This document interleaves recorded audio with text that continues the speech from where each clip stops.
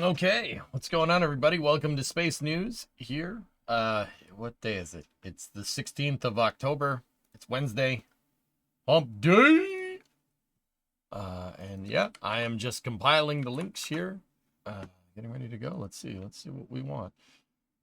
Thank you to Creeper, DOP Creeper in Twitch chat for helping me with all the links today. Discovery, Appreciate it. go at throttle up. You are a gentleman and a scholar, my friend. Axiom suit space reveal. All right, we'll get into that. It's 3 days after IFT5 is what it is. Yeah, right? Yeah, you dang right. Oh, it's space news. You can tell because of the way it is. That's pretty neat. That's pretty neat.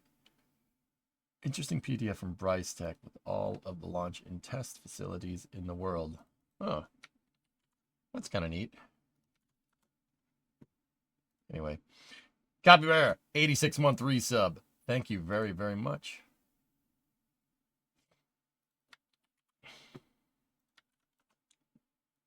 Yeah, there is that cosmic perspective stuff. We could probably check that real quick.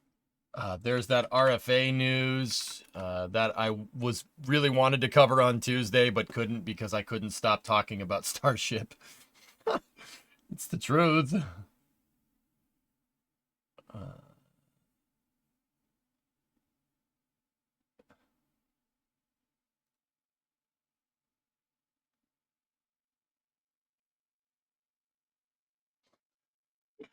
I don't know why I still had this open, but I'm gonna share that one anyway. That's pretty funny.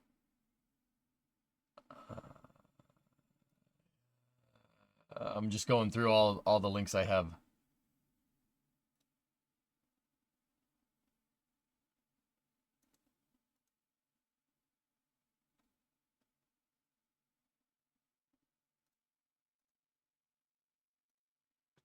Okay. So this is from Cosmic Perspective. It's just a teaser. I don't want to show, I'm not going to show the real thing, like the whole thing. You should definitely go and check out this because this is Tim's stuff. The Cosmic Perspective does the videography for Tim Dodd, the everyday astronaut. But hey Dave, what's going on, man? But here they did Cosmic Perspective did share a sneak peek that you guys once again, you should probably go check this out. Check out Timmy's stuff here, but yeah, real quick, just a little sneak peek.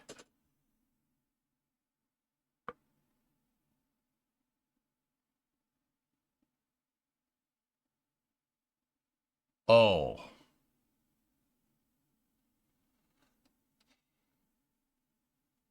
Tom did the Every Night Astro Boy? Yes. Mm-hmm. Oh. Yeah, once again, this is Cosmic Perspective. This is Tim Dodd's videographer. Definitely go. You're probably going to want to go check that footage out later. When you did. Wow. That is impressive. Most impressive. Also, I noticed in this footage that the chine's already broken. Oh, there. You know what the crazy thing is? That stainless steel is ripping off like it's tinfoil.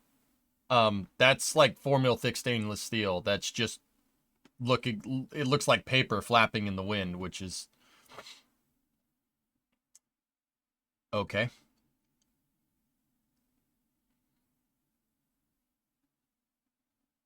Dude, that is, I can't stop looking at that. I'm staring into the trap ray. I bet you that part is thinner.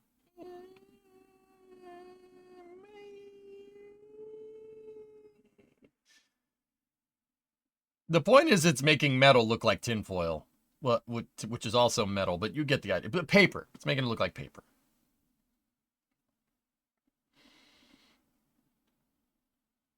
Look at that, man. Kind of supersonic retropropulsion, but not.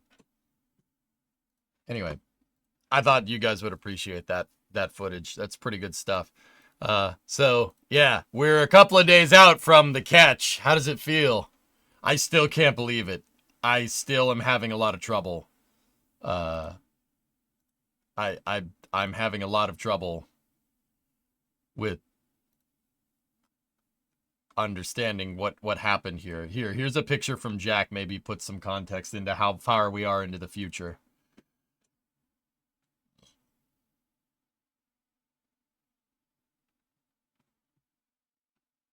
What, they made a catch? That's crazy.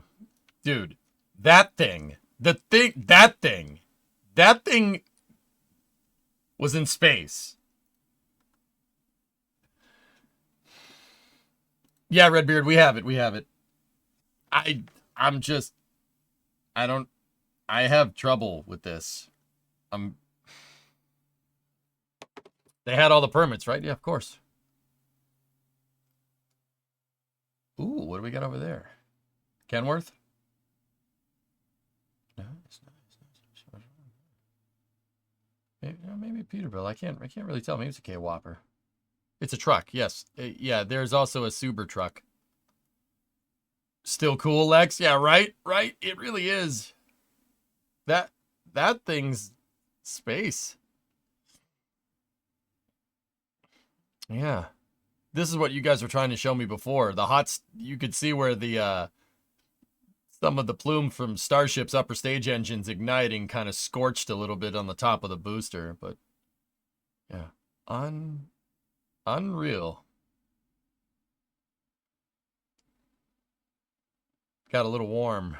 Yeah, yeah, and you know what the crazy part about this, Fabricator? Like, I just noticed it. Look, the part where the catch arms got it, it's all buffed out. It's all nice and clean because the arms cleaned it all off.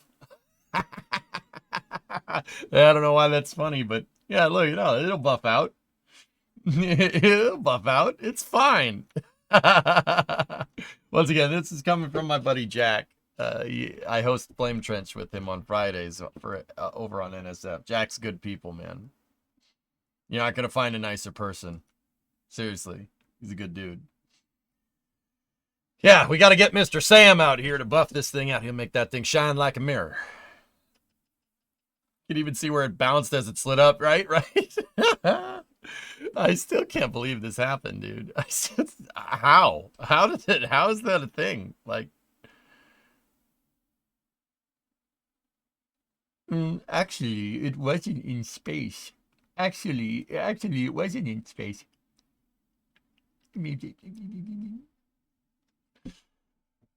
Anyway, shut up. So, yeah, it's still crazy. I replied, future, future. Just, I don't, okay. It was in space, according to the Air Force. That is right. The video screens in here are kind of jacked.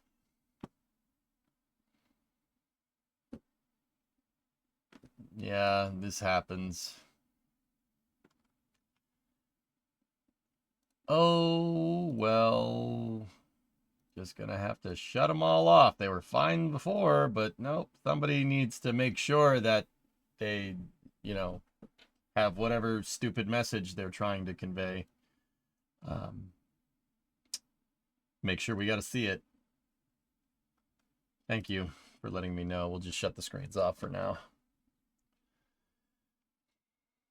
We need a quick geek out on the full flow stage combustion cycle. Yeah, Raptors. Pretty good stuff, man. Can we not just emit a GIF in the darn overlay? Hokey, those are embedded. Those are embedded GIFs. It's just when whatever website decides to update their terms of service, or enable cookies or whatever. If you embed it, it still pops up with the window. It's like, hey, do you agree to let us stick our hand up your butt and know all your information? We just want to let you know. Like, oh, you reject all? Well, all right, whatever. We're still gonna do it. Like, yeah, that's what all the gray bars are. They're accepting cookies or terms of service or something stupid. So, Can OBS not display a local file? We switched them to embed GIFs a long time ago, Aqualex, because if we hosted it local, like putting it locally on here, lags the whole scene. Host them on EJSA.space with URLs that... Okay, all right. So pause for a second. Pause. Hey, pause. Pause it. There's not no solution to this problem. It just hasn't been a problem up until now. Okie dokie. We'll figure. There's plenty of ways to fix this. You know. Why did you boop? Because I said pause. All right, play. All right, we're good. Okay. So yeah, hosting it is actually not a bad idea. But yeah, we can we restart now? Yeah, I just hit play.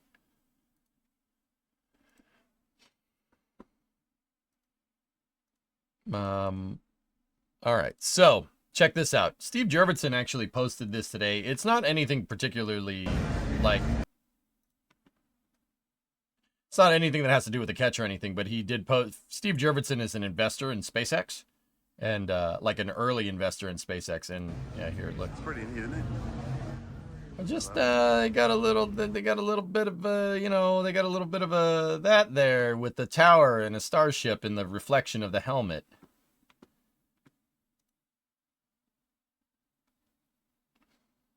Quick peek at last for the permit thing. Interesting that the deluge waiver was still pending, though. The meeting to approve this is on November 6th, which was confirmed by the FAA in the new draft programmatic assessment. Yeah, they're still operating off of the general permit, which...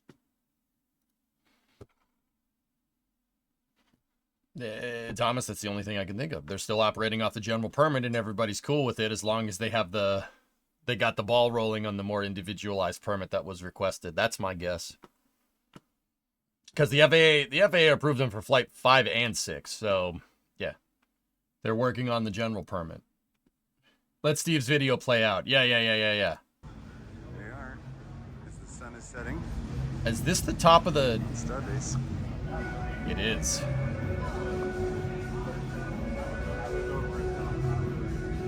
I don't know what it was. Maybe it was like the angle where they were. Dude. It's pretty neat, isn't it? I love it. He's on top of the Mega Bay. They are. As the sun is setting. Oh, dude, no, pan the camera more. Dang it.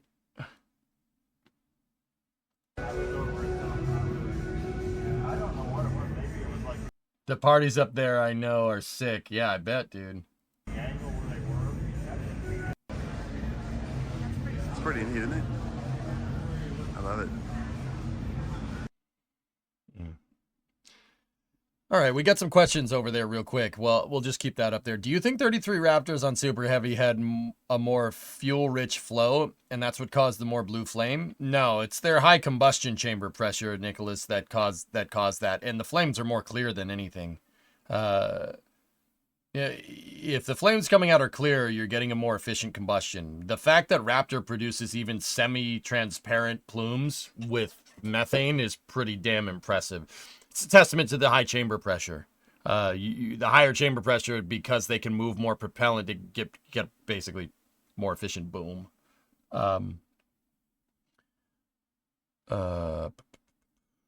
Awaiting acquisition of signal. Yep. Interesting how earlier versions of the Starship, such as the ITS from 2016, were much larger and futuristic. Today's Starship seems extremely simplified and scaled down in size. Got to start somewhere, Finn. Elon actually was hinting at on X the other day of an 18-meter Starship in the future.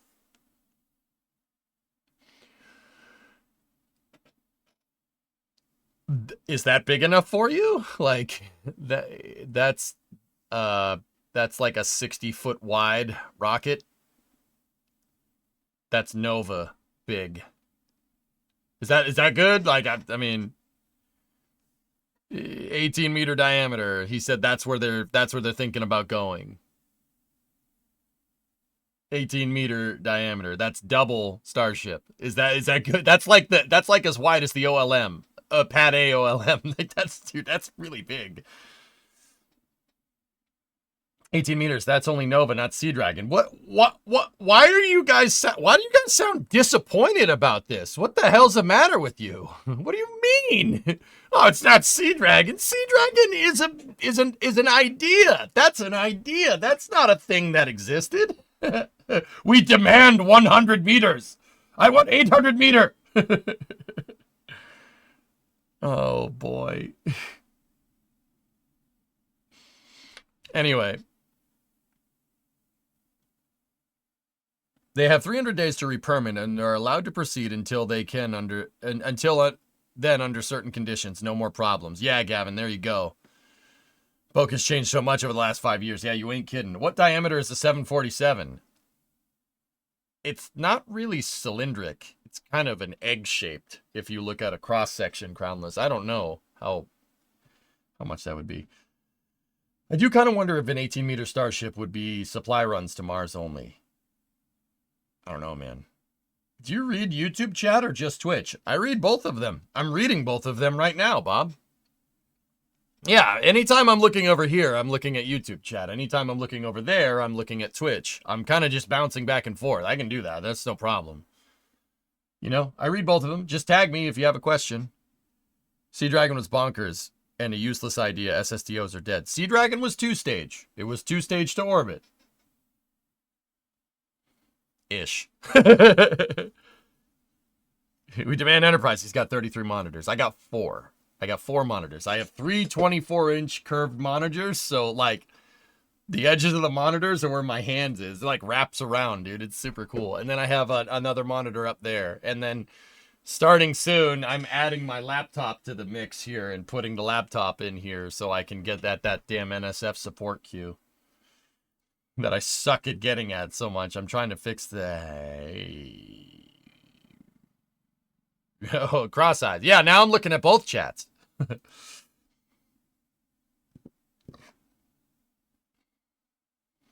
Excuse me, when Starship orbit? False. Streamer can't read. You do... Oh, look. Scrap. Please, scrap that. Yes, Thomas, I concur. Scrap it! Actually, which one are these? What are these? There, I know that's 14. I know that's ship 26. What do we got over here? It's ship 32, ship 26, and ship 20. Yeah, I don't know what they're gonna do with ship 20, but 32, 26, and 20. Man, they got a good ways. They got a good ways through 32, huh? But they they got a good ways through 32, but they ain't using that, huh? The Block 2 one is the and Slappy in the back. Exactly. Never scrap 26. It did no wrong. It has no wings. It's very hinky. That's hinky, man. It has no meaning. Actually, once again, I'll say this once, I'll say it again. Ship 26 is the MPTA for the Starship program. It's your propulsion test article. That's really what it is. It's probably not going to be for much longer, but your screens, Jack Ray? Let me see. Oh, very nice. Oh, very nice. Satisfactory. Me and Discord. It's not far off from my setup, dude. Looks like a giant bullet. Yeah, definitely got some 4570 government going on here. Or like, what do you guys think? 357, 44 mag? It's too pointy for 44, 357. That's why I'm thinking 4570 government. I'm assuming an 18-meter Starship would be a project for the far future. Yeah, Trey. Try like 20 years into the future, yeah. Like Starship was 20 years from Falcon 1, you know what I mean? Not exactly, but you get the idea. 30-30-ish, 38-55? Yeah, baby.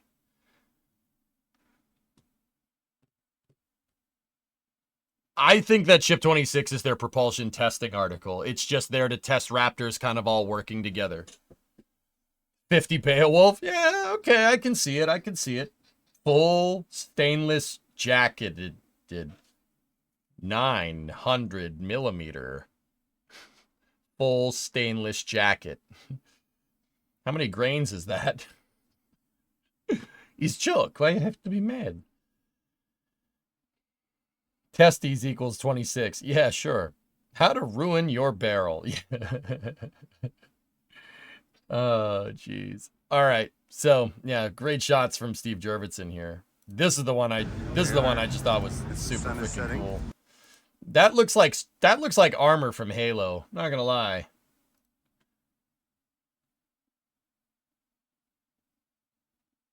Damn, that's cool. Damn, that's cool. So you're telling me we should make a massive gun and use Ship 26, the Ship 26 model of Starship, and fire payloads into orbit? You'd need a big gun. Why don't you just attach the gun to the rocket and have the gun shoot downwards constantly to get the rocket to go away? Yeah, it's a better idea. We should do that.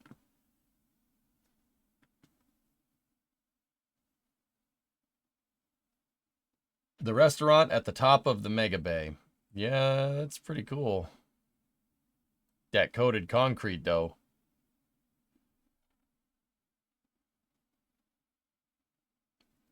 You need to find a job at Boca Chica. Yeah, it is pretty cool. All right, so let's get into the rest of the news here. So Rocket Factory Augsburg posted this the other day, and I just thought it'd be something to touch base on here real quick. So let me read this thread. It's very interesting from what I understand. So RFA is a European private launch company. They unfortunately did have a little bit of a problem with their stage that they were testing, and it blew up on the test stand a little while back. But they were super cool about it. They explained exactly what was going on. They took accountability of their mistakes, and they said they're going to fix it, which is super cool. You know, that's super cool. They had a detailed kind of report with the chief engineer at RFA, and he kind of went over everything. It was very, very cool. Very transparent stuff. So, let's see. Congratulations to SpaceX. What an incredible feat of engineering. Mars, here we come. At the same time, the coin has a second side. It shows and confirms that Europe has completely lost touch. Okay. Can it still catch up? No chance. At least not the way things are going at the moment. Europe has ambitious private space players with innovative ideas, courage, and a vision. Unfortunately, they are being held by the long arm and are in danger of withering away while old structures, processes, and mindsets are maintained. Oh, please tell me this is yelling at Arianespace. What we need immediately and systematically are state anchor customers, a substantial investment, and a framework that allows and promotes unbureaucratic, fast, and risk-taking development. Otherwise, Europe will quickly sink into insignificance when it comes to the exploration of space, its resources, and its potential. And we leave it to the rest of the world to make history, just like SpaceX did yesterday.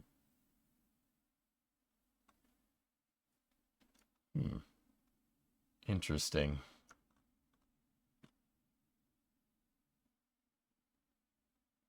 The Arianespace CEO quotes are horrible. Dude, it's pretty nuts. Hey, X-Wing, what's going on? EJ, if I understand correctly, they're not as worried about the flap burn through because the V2 ship flaps are further back. They're, Oh, okay. Here, give me 1 second. I think this is in regards to Arianespace and how they basically have a monopoly on launches in Europe, but we'll get more into that in a second. So, all right. X-Wing, see where the flaps are? The flaps on, so they're getting burned through right here. You see how the hinge is really exposed to the windward side right there? On the newer versions, they moved it up. It's up here. The wing is just slightly higher. Just enough so the hinge is out of the way. It's out of the way of the windward side, which is pretty smart. That's a pretty good way to do that.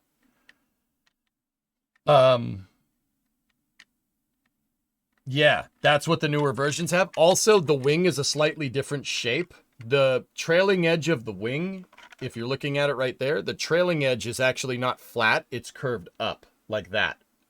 So the top of my finger right here is the new trailing edge on the wing. The flappy wings are actually smaller. SpaceX figured out they don't need to be this big, which is actually pretty crazy. Yeah, the hinge, the flaps and everything are like up here. They're here and here, kind of like, see up there? They're where my fingers are, X-Wing. Yep, yep. With a return trajectory from Mars without slowing down, could Starship survive?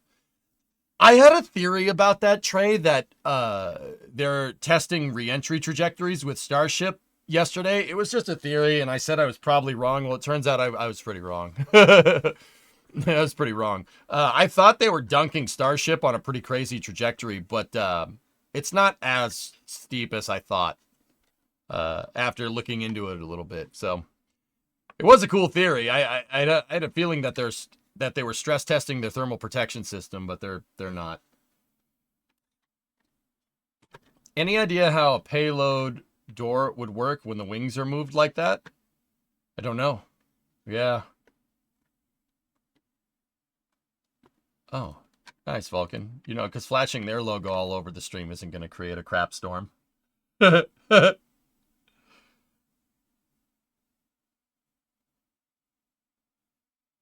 Yeah, Yuri, I'm kind of with you. Arianespace is just I just don't really get what they're trying to say. They tried to say Stefan Israel, the CEO of Arianespace, the other day tried to say like the other day he was trying to say that they don't need to be like SpaceX. And then somehow tried to infer that SpaceX is the reason why they launch a lot is because they have internal payloads. We don't need to be like them because we only launch customer payloads. I did look into that a little bit. SpaceX has launched more payloads, more customer payloads into space than Arianespace. So, you know, that was a loaded statement. Not really sure what you were trying to infer from that one, but hey, whatever. Now, keep in mind that comparison is over the last couple of years. Arianespace has been around a lot longer than SpaceX, so I think overall Arianespace has moved more payload into space, but that's because they've been around for a lot longer.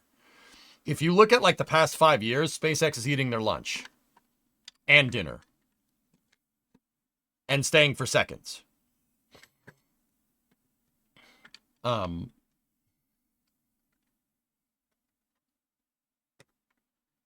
don't think an EJ257 is going to be enough to get us to space. Elon comment on the V2 flaps. Yep.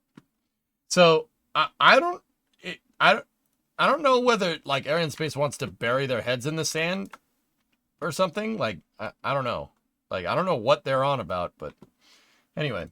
Hey X-Wing, check it out. There is the upgraded hinges. I still think there's plenty of space for a payload bay door, guys. Like once again, you know, everybody thinks like they're up here. No, they're basically like right here. They're just above where the current flippy flappies are. Like they're just above it. That's all you need. The flaps are thinner and they are smaller. Yep. The fact that Europe uses use the launch vehicles in the US rather than having their own is disappointing to say the least.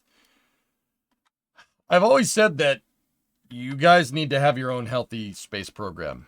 You relying on ours is not a solution. Just like us relying on you isn't a solution either. That's a dumb solution. That's a solution that stupid people use that don't understand how spaceflight economics work. And right now, Arianespace seems to be saying that, but I think the reason why they're saying that is because politics, basically. That's the reason. They want to protect their contracts that they have. Same kind of thing that got us SLS. Now, here's the thing. Here's what I've always said. You give them a job, you give them something to do, then, you know, protecting the contracts turns into actually producing stuff, but I don't know. The craziest part of this is, for me, though, is that, you know, Arianespace is like a commercial provider. They do launch some internal payloads, right? Like, not internal payloads. They launch some European Union stuff. They do some defense satellites here and there, but they want to keep it that way because they don't think there's enough demand for somebody to go and build a Starlink network. When the reality of the situation is that one of their rockets, Ariane 6, is being used to build a Starlink competitor. It's just Amazon's Starlink competitor. Like, I don't know. I don't know what they're thinking, dude. Like, I don't know how in this day and age you could look at what SpaceX is doing and say, nope, nope, nope, no, that's not sustainable. It's like, all right. Arianespace also apparently used a bunch of shell companies to snap up most of the money meant to seed competition. I heard about that, Aqualex. I haven't seen an official source, but yeah. Do I have Vulcan's last? Yeah, the mobile launcher stuff. Yep. And now that Avio is moving Vega away from Arianespace operating in their own vehicle, which is great. Oh, that's good.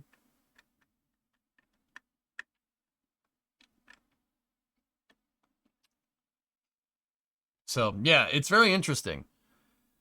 I mean, to see the value of having their own rockets in the EU is viable, but there are no incentives for privateers. And I think that's what RFA is trying to fix, Sandy. Yeah.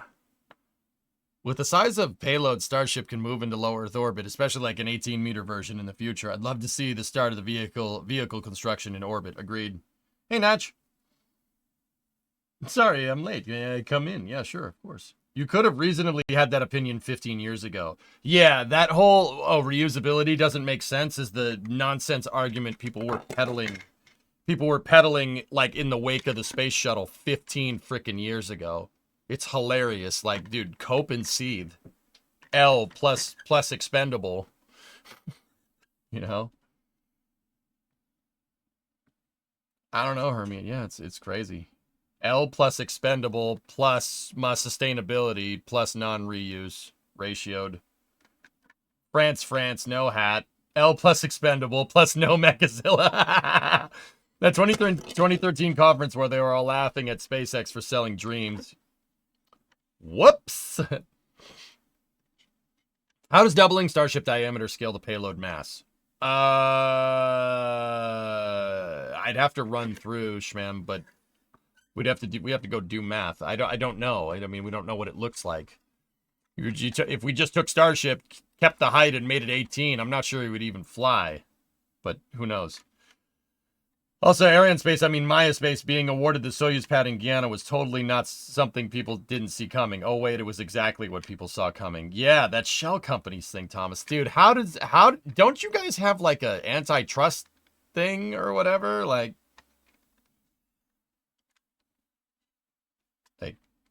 crazy.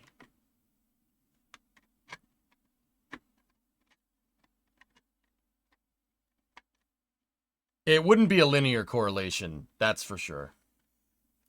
Yeah, but they bought off the regulators. Dude, I'm so sick of hearing those words. I'm so sick of hearing, like, well, you know, my profits and stuff. Like, I just want to slap these people.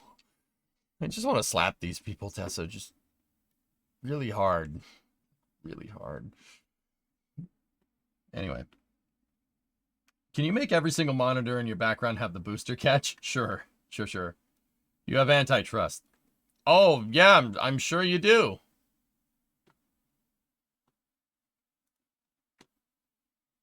Anyway, that's bold of RFA to just outright post that. That's very interesting. All right, go through a little bit more quick news.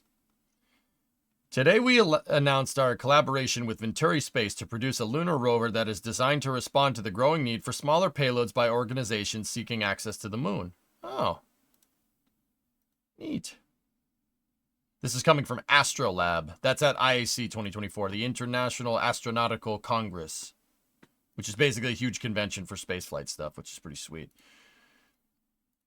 Next thing is coming from Venturi. Today, Venturi Space, which invents, studies, designs, and manufactures mobility solutions capable of handling the extreme environmental conditions found on the Moon and Mars, and Venturi Astrolab Space, Incorporated, the designer, manufacturer, and operator of multi-purpose rovers for the Moon and Mars, announced their collaboration to produce a lunar rover designed to respond to the growing number of institutional businesses and scientific organizations in the U.S., and European markets that are seeking access to the moon for smaller payloads. Seriously, fire your social media manager. What the hell kind of sentence is this?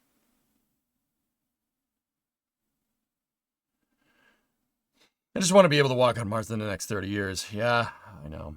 As a normal person going into rocket engineering, I don't care how that happens. People need to stop arguing and work together. Yeah, Trey, I'm with you. The angst is definitely there. Also, can this person? This is not how you. That's not how you social media. That's one sentence, dudes.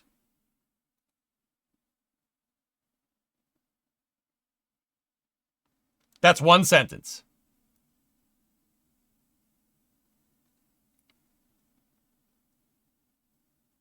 What the heck is even that? Or not chill. AI wrote that, dude. Dude, frick you guys. I don't care about your rover no more. Let's see what they got. Frick you guys.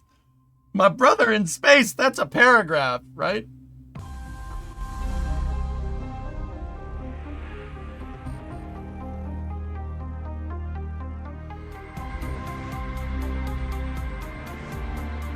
Batteries. Withstanding extreme conditions. Lunar day.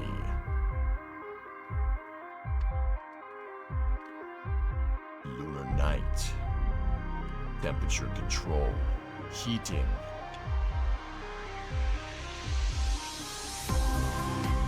Lunar day. Solar panel up. Solar panels out for Harambe.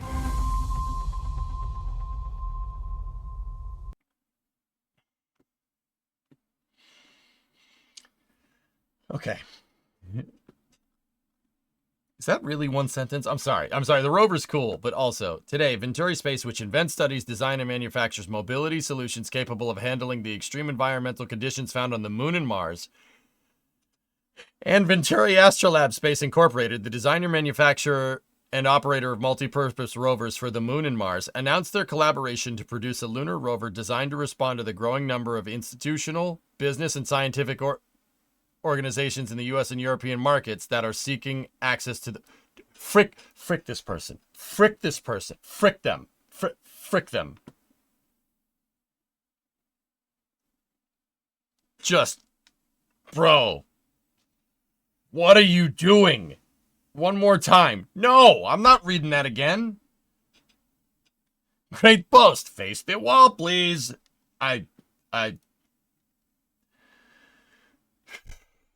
Hear me out. Anno 2205 solar towers on the moon. If you know, you know. Oh, I know.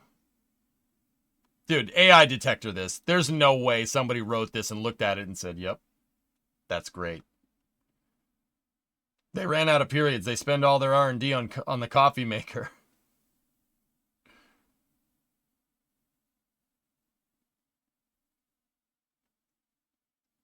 It's a European space company. They have to feel interesting when in fact the EU space industry is dead. Damn. We collaborated with Astro Labs to give access to the moon and Mars for US and international partners. Dude, that's it, Yuri. That's all you gotta say. Like, what the actual frick? Why use more words when few do trick? AI writes better than that. Yeah, I know, right? That's how you know it wasn't, dude. Oh, it's so bad. Oh my God. Stop. All right, next news. Let's go. Keep it going. Kind of sad. All right, so this is coming from Fram2. Fram2 is a private SpaceX mission to have humans get into a polar orbit. Or Fram2. I say Fram because of the damn oil filters. Sorry about that. We are now targeting net spring 2025 for the launch of Fram2, the first human spaceflight to explore Earth from a polar orbit. The new timing allows us to take advantage of more favorable weather conditions required for a safe launch and return to Earth for human spaceflight missions. I will follow along as you post updates. Cool. Yank that Fram out of there and get yourself a Wix.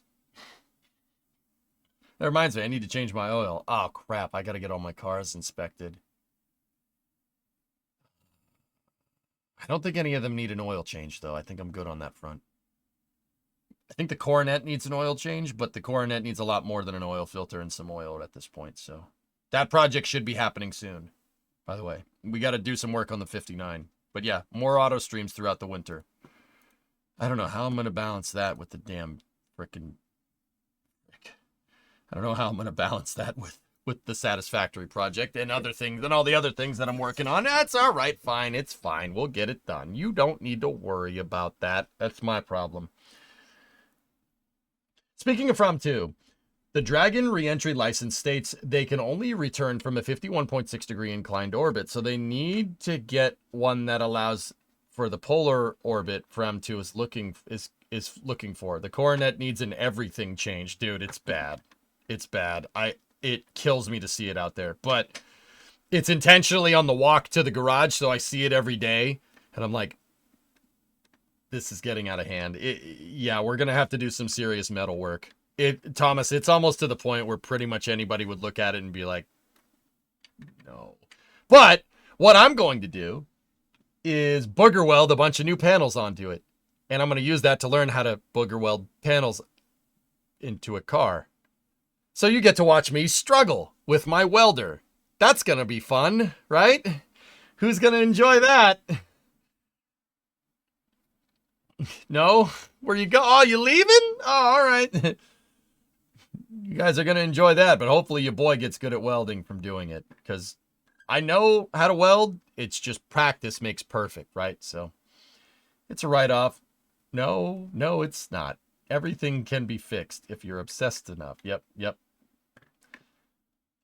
Thomas, that actually feeds into, will this be live streamed? I want to see this. Hell yeah, Trey. Dude, you think I'm just some space streamer that talks about spaceflight all the time, dude? Oh, I do everything, man. I am in a shop right now. Look, here. Garage view. Switch to teleview.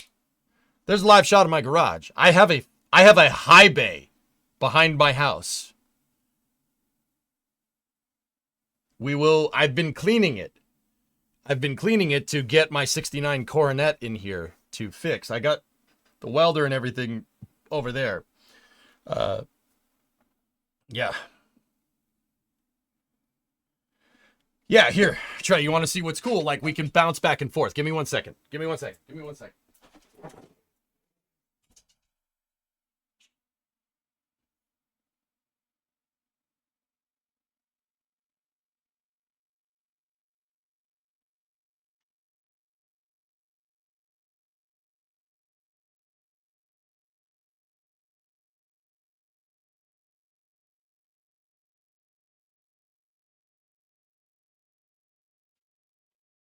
We just become best friends. Yep.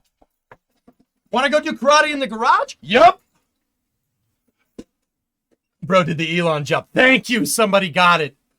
Oh, God. Okay, cool. He looks like he's 160 centimeters. 160.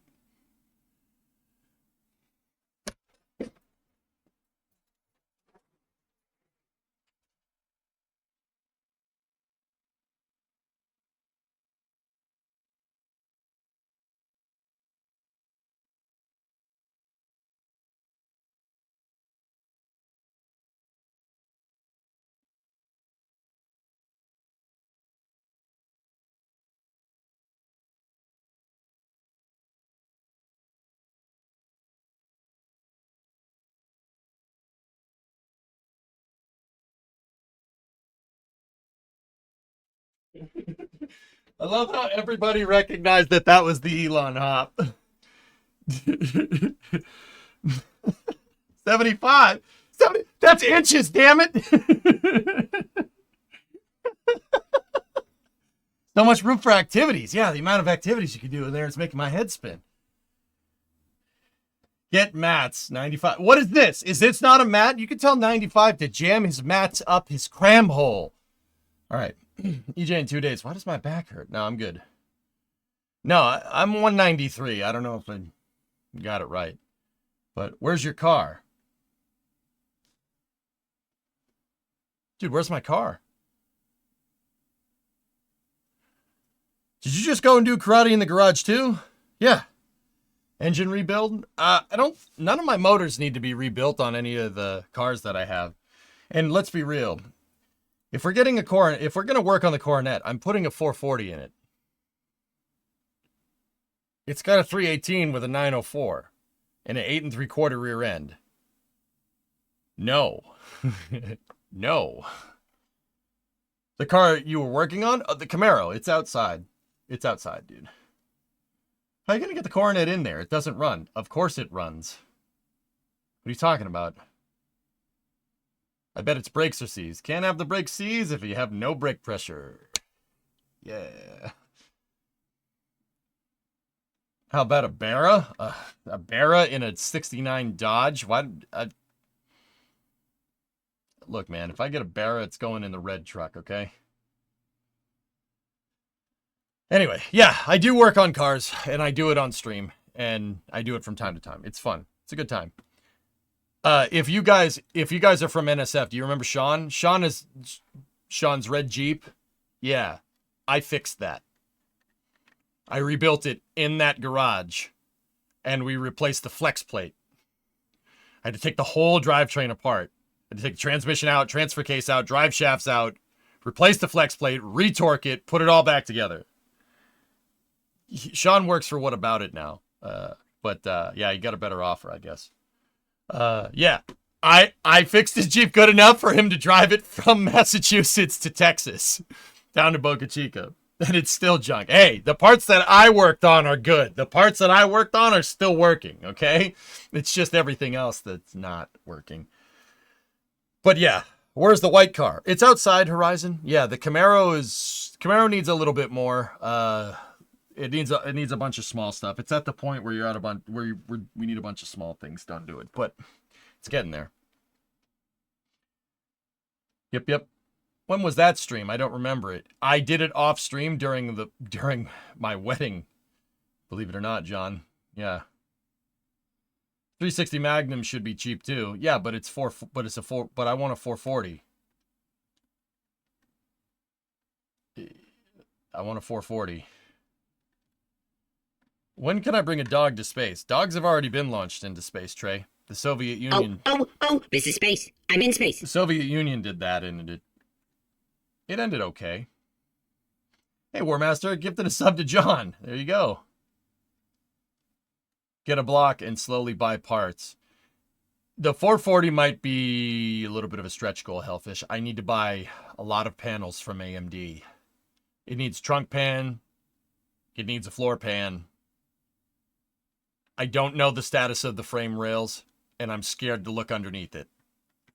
But no matter what, I'm going to rebuild it. No matter what, like, don't worry, I'm not junking it. No. I'm not junking that car. I will use it to learn. Yeah. Build a rotisserie. Yeah, maybe a Yugo project. Dude. No, I'm good. Rust issues? It's an old Dodge. Of course it has rust issues. I want to see a Dachshund in a spacesuit. Cool. It needs everything. It needs everything. It needs new rockers. It needs a new floor. It needs a new trunk. It needs rear quarters. The front quarters are actually in good condition. It might need frame rails. It definitely needs brakes. The engine and transmission are in there work. They work just fine. But yeah, I need to start stockpiling parts. But you guys have been real good to me lately, so I'm almost at the point where we can start, like, just provided that I have enough to pay taxes, because I have to file quarterly because contractor. I should be able to start building up parts. Yeah. I do need to go find a 440 block if we're going to do that, but needs an LS? Not an Mopar, dude. Not an Mopar. I'm not doing that. Yeah, Sawyer, it needs to come completely apart, dude. Like, the car needs to be framed off restoed. Like, there's no way we're doing it. There's no way we're doing this. It just, fix that. I'll just do the rocker panels. No. Does it need a driver? No, we got that part already. The bad one, though, but we got that. Have you talked about the VAST 2 module? Yeah, Trey. Yeah. We talked about it yesterday. Any particular question you have?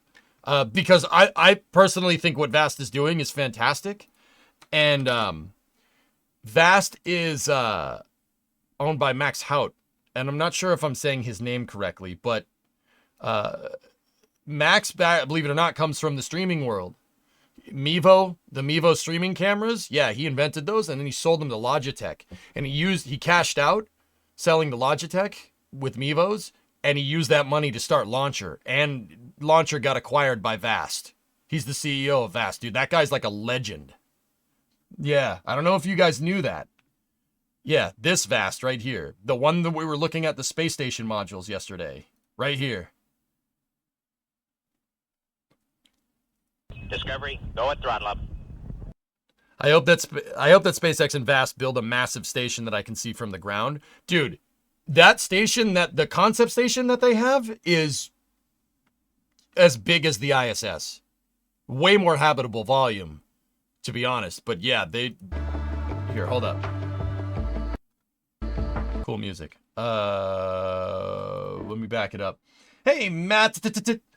Tier 1, 6 months in advance, 32 months total. You saying we've been good. Yeah, you guys have been exceptionally good to me. Dude, that's what they want to build. It's actually righteous because we have the first I've ever seen 9-meter station module. Gee, I wonder what that's launching on.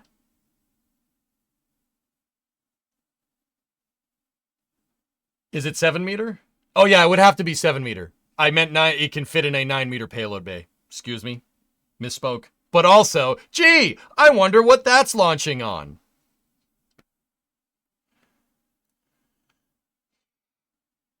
Sorry, I get too into it, dudes. My brain defaulted to that can fit in a 9-meter payload bay, so it's 9 meters in diameter, which is not, that's not how that works at all, EJ. But, yeah. Atlas 5? Atlas 5 has a 5-meter payload bearing. I'll note its size. Doesn't that fit with your length estimates? I think Starship will eventually have a payload bay door like the shuttle that goes from about here to here. Yeah. Think, Aqualex, think Venture Star's payload bay. So not as long as the shuttle, but way wider. That should be able to encompass most useful payloads. So I think, long story short, there will be a shuttle variant of Starship that has a payload bay here, in the like the cylindric section, and then a crew tank right here in between the header tanks and the payload bay. I think that's gonna happen. SLS. I've been saying SLS would be really good at doing something like this for a long time, but me. Anyway. Yeah, they actually have a whole video that they released about this stuff. I think it's this one. We did watch it yesterday.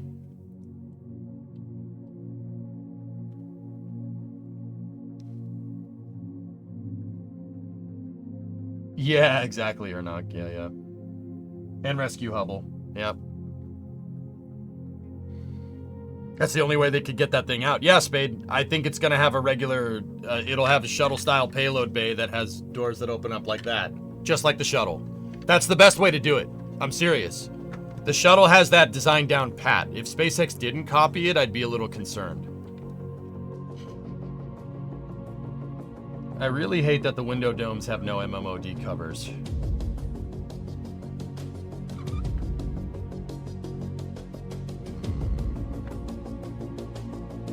Yeah, they don't, do they?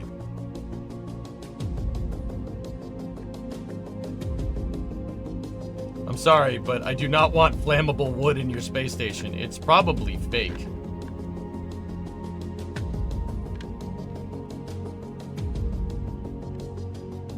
I don't know, Lord Gugu. Who knows what the future entails? Unless they're willing to crack the hull like Star Raker.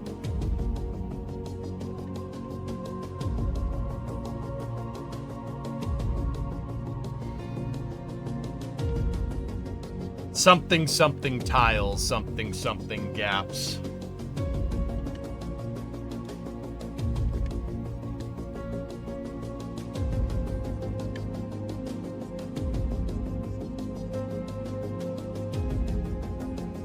Why are the docking ports always smaller?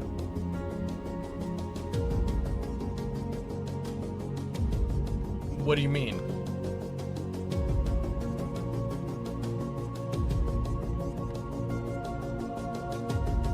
Like, why is that smaller? Because use what's already invented.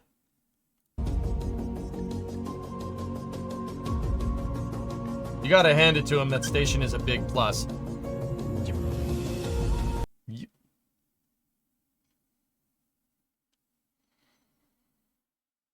They're never the same size as the rest of the module. Yeah.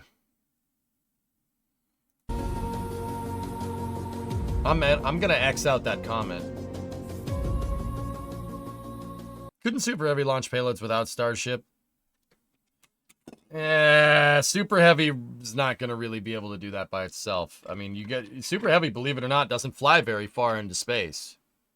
You would at least need this part back of Starship on top of Super Heavy. And I mean, I suppose if they wanted to put a payload fairing up there, they could. But you guys got to remember, Starship is basically an upper stage with a reusable payload fairing. If you think about this as a reusable upper stage, it makes a lot more sense.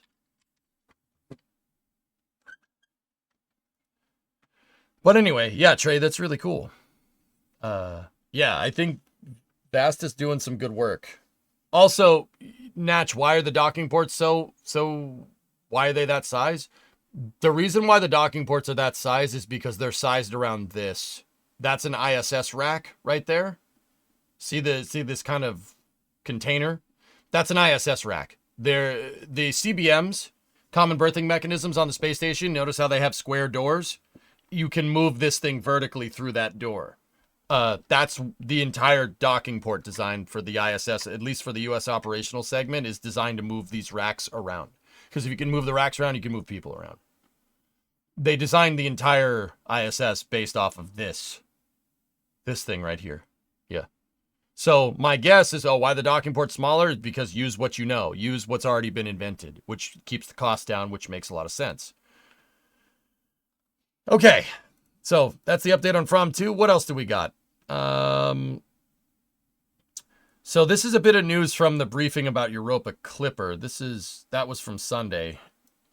SpaceX's Juliana Scheiman says that the Crew 9 Falcon 9 upper stage anomaly took place when the Merlin engine ran 500 milliseconds longer than planned on its deorbit burn, causing the reentry outside of the designated zone. 500 milliseconds. Oh. How long until we have no 2 CBMs, I wonder?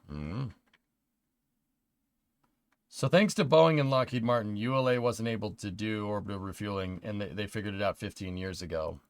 Oh boy.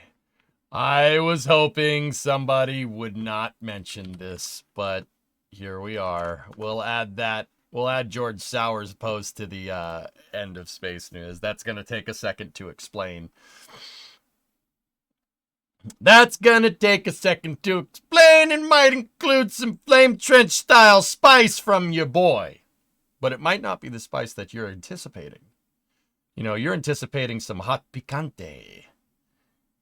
La ensalada pica mucho. No. No. La ensalada is no pico.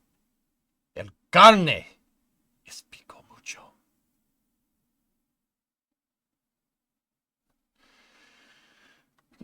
Anyway, Twitter confuses me. Yes, I am.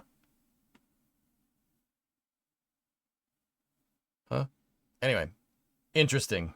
That Falcon 9 upper stage anomaly is only 5. That's only a half second, right? Like that's not too bad. So salty? Yeah.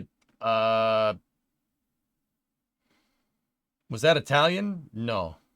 No hablas. No English. No English. Twitter just gets so hostile so quick. It's sad.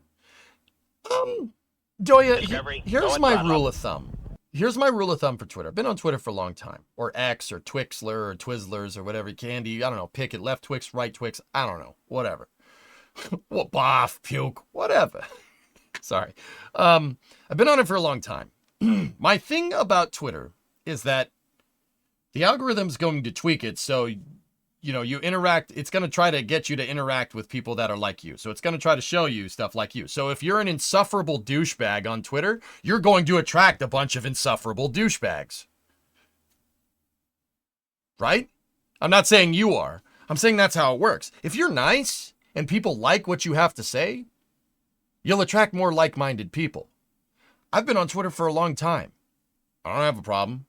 I post dumb stuff on Twitter all the time. And yes, don't get me wrong. I still, there's that Satanist guy that follows me that says, that tried to get me with a gotcha question the other day that said, hey, EJ, how did they broadcast pictures of the moon, of them ascending off the moon on Apollo 17? I'm like, apparently you don't know what rabbit ears are, dude. You know, you remember that thing that you adjust to get your television to work? Like, you know, you can beam television signals over those, right?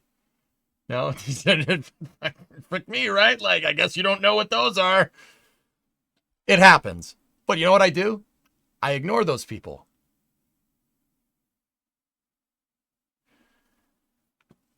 I ignore those people. It's very simple. So, Doya, I find that if you're nice and you interact with people that are also nice, you tend to have a better experience. It's funny to me because I see people coming in here and they're like, I hate Twitter. It's so much. Everybody on there is insufferable. I'm like, and I just think in the back of my mind, dude, I'm like, you're attracting people that are jerks because you're a jerk. Not you, Doya. You know what I mean? Interesting, right?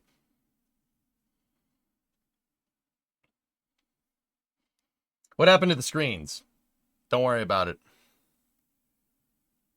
I'll be honest with you, though. You want space news? Twitter is the best. X is the best for space news. It does not get better. Like 90% of the links that I have for my space news segment come from there. Same with Flame Trench, dude. It's all that, man. So Twitter's a bunch of douchebags. I agree. Hey, don't call me that, Lex. I also can take a joke. It's hard to infer inflection on the screen, but I find that people take tongue-in-cheek stuff personally on Twitter because they don't know the difference. Me, I've been reading chat for now 2 chats. Well, YouTube chat for not as long, but Twitch chat and I've been reading text from people and can infer inflection in tone from the context of the conversation that we're having, and I can see why people say why people get like, oh my god, they hate me. No, they don't. They're just giving you crap. They're just giving you crap. Don't worry about it. Do you think SpaceX will settle for Starship V2, or will they hightail it straight to V3 since it provides better performance? Snakey, I think that, or Snake, excuse me. I know it's Snake. Sorry, I'm just trying to think here. Yes. I think that SpaceX will do what they need to do to achieve their goals. If they, like, look at Falcon 9. They switched from Falcon 9 1.0 to 1.1. And everybody thought, like, oh, 1.1 is the new hotness, right? Like, no. And then they made a bunch of upgrades from there. And then they kept going, and then they kept going, and they kept going until they got Falcon 9 to do exactly what they want with Block 5, right? I don't think it's like, I wouldn't think about it like in terms of like, oh, V2, V3. I think SpaceX will keep upgrading and iterating on this design until they get what they want, which is kind of how you're supposed to do. That's the whole point of doing rapid iteration, you know? Rather, the other way is to just spend a lot of time figuring out exactly what you want and then building it. That's how, like, the Saturn V was made that way and the Space Shuttle was made that way. Not necessarily the best way to do it, but it is a way that works if done correctly. It's just like a car project that's never done. That's right. Mm-hmm. You are a completely smart, insane person. Snake. Flame Trench is the greatest. Well, I certainly appreciate that. Thank you. I do mean it. New Glenn seems to be in that bin. New Glenn is... I think New Glenn stems from Blue Origin not knowing what they want to do. And then they figured out what they wanted to do. Kind of about, not halfway through the design. I'd say a quarter of the way through the design process. They were like, oh yeah, that's what we want. And then they started changing their design. That and the BE-4 had some pretty gnarly problems with the power head in 2017. And that's not good. But I actually Blue's actually kind of turning over a new leaf. Ever since Jeff went in there and said, "What the hell are you guys doing?" And they're like, "Da!" And he's like, "Okay." Fired. Dave, come here, help me out. Like, when Jeff Bezos stepped down as CEO of Amazon, he just went and became Blue's chief designer, and then fired all the people that have done nothing for the past like 15 years. Like Bob Smith, he's just like, bye-bye, get out of here. You can leave now. Dave Limp. Yeah, and he brought the guy that brought Alexa to market to work for to be the CEO of Blue. Yeah, the guy that brought Fire Stick and Alexa to market. A guy that understands scale and delivering products on time very well. Dave Limp's actually, dude, that's cool, man. I really appreciate that he's the CEO. Jeff, he brought in the right people. He really did. Yeah, Dave's cool. I don't know the man personally, but that's the guy. Like, and actually that gets us to the next bit of space news. Blue Origin donated propulsion module 4.2, so Tail 4-2 and RSS First Step to the Smithsonian. They're in the rocket exhibits in the Smithsonian. It's pretty cool. There's an aggregate in there. There's Skylab 2, a mock-up of the Hubble. There's that. Yeah, let's see the New Shepard thing right there. That's super cool. That's pretty rad. Austin Barnard's also working at Blue now too. Yeah, he packed everything up and went to move for the Cape. Went to move to the Cape. I also love that Dave has been posting the things they've been doing. Yeah, exactly. You know, he brought in the right people. Look, also, you would never see Blue say stuff like this 5 years ago. Not a chance. Not a chance. I love that he's a class act, man. Yeah, very classy, Dave. You're up soon. The Burgonator said it best right there, dude.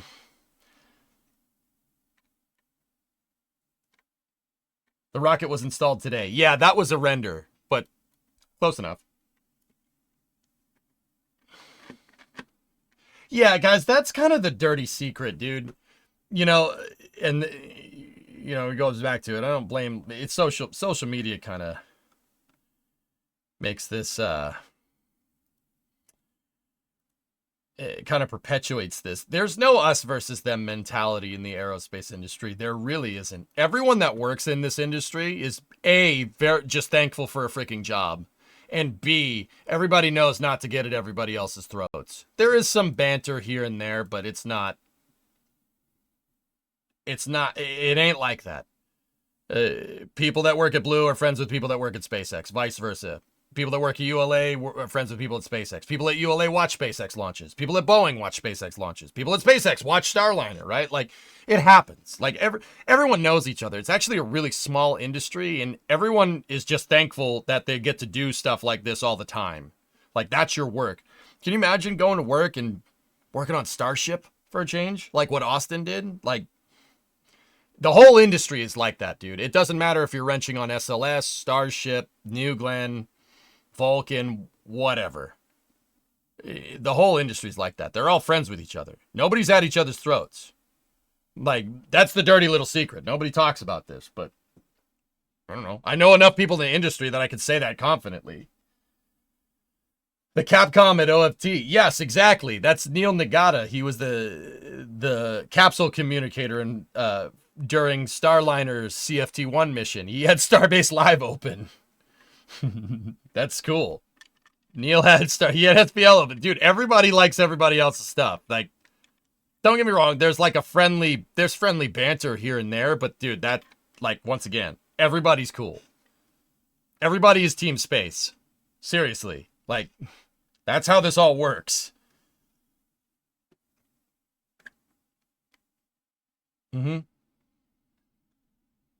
Oh, God. Postal retrieved ad time? All right. For the uninitiated people, we got a lot of new faces in here. When somebody uses Twitch channel points to retrieve ad time, I make them roll D20.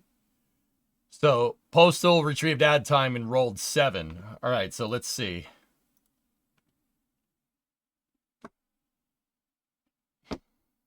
Balls. You can retrieve ads on command on YouTube, or on Twitch for the YouTube people, so...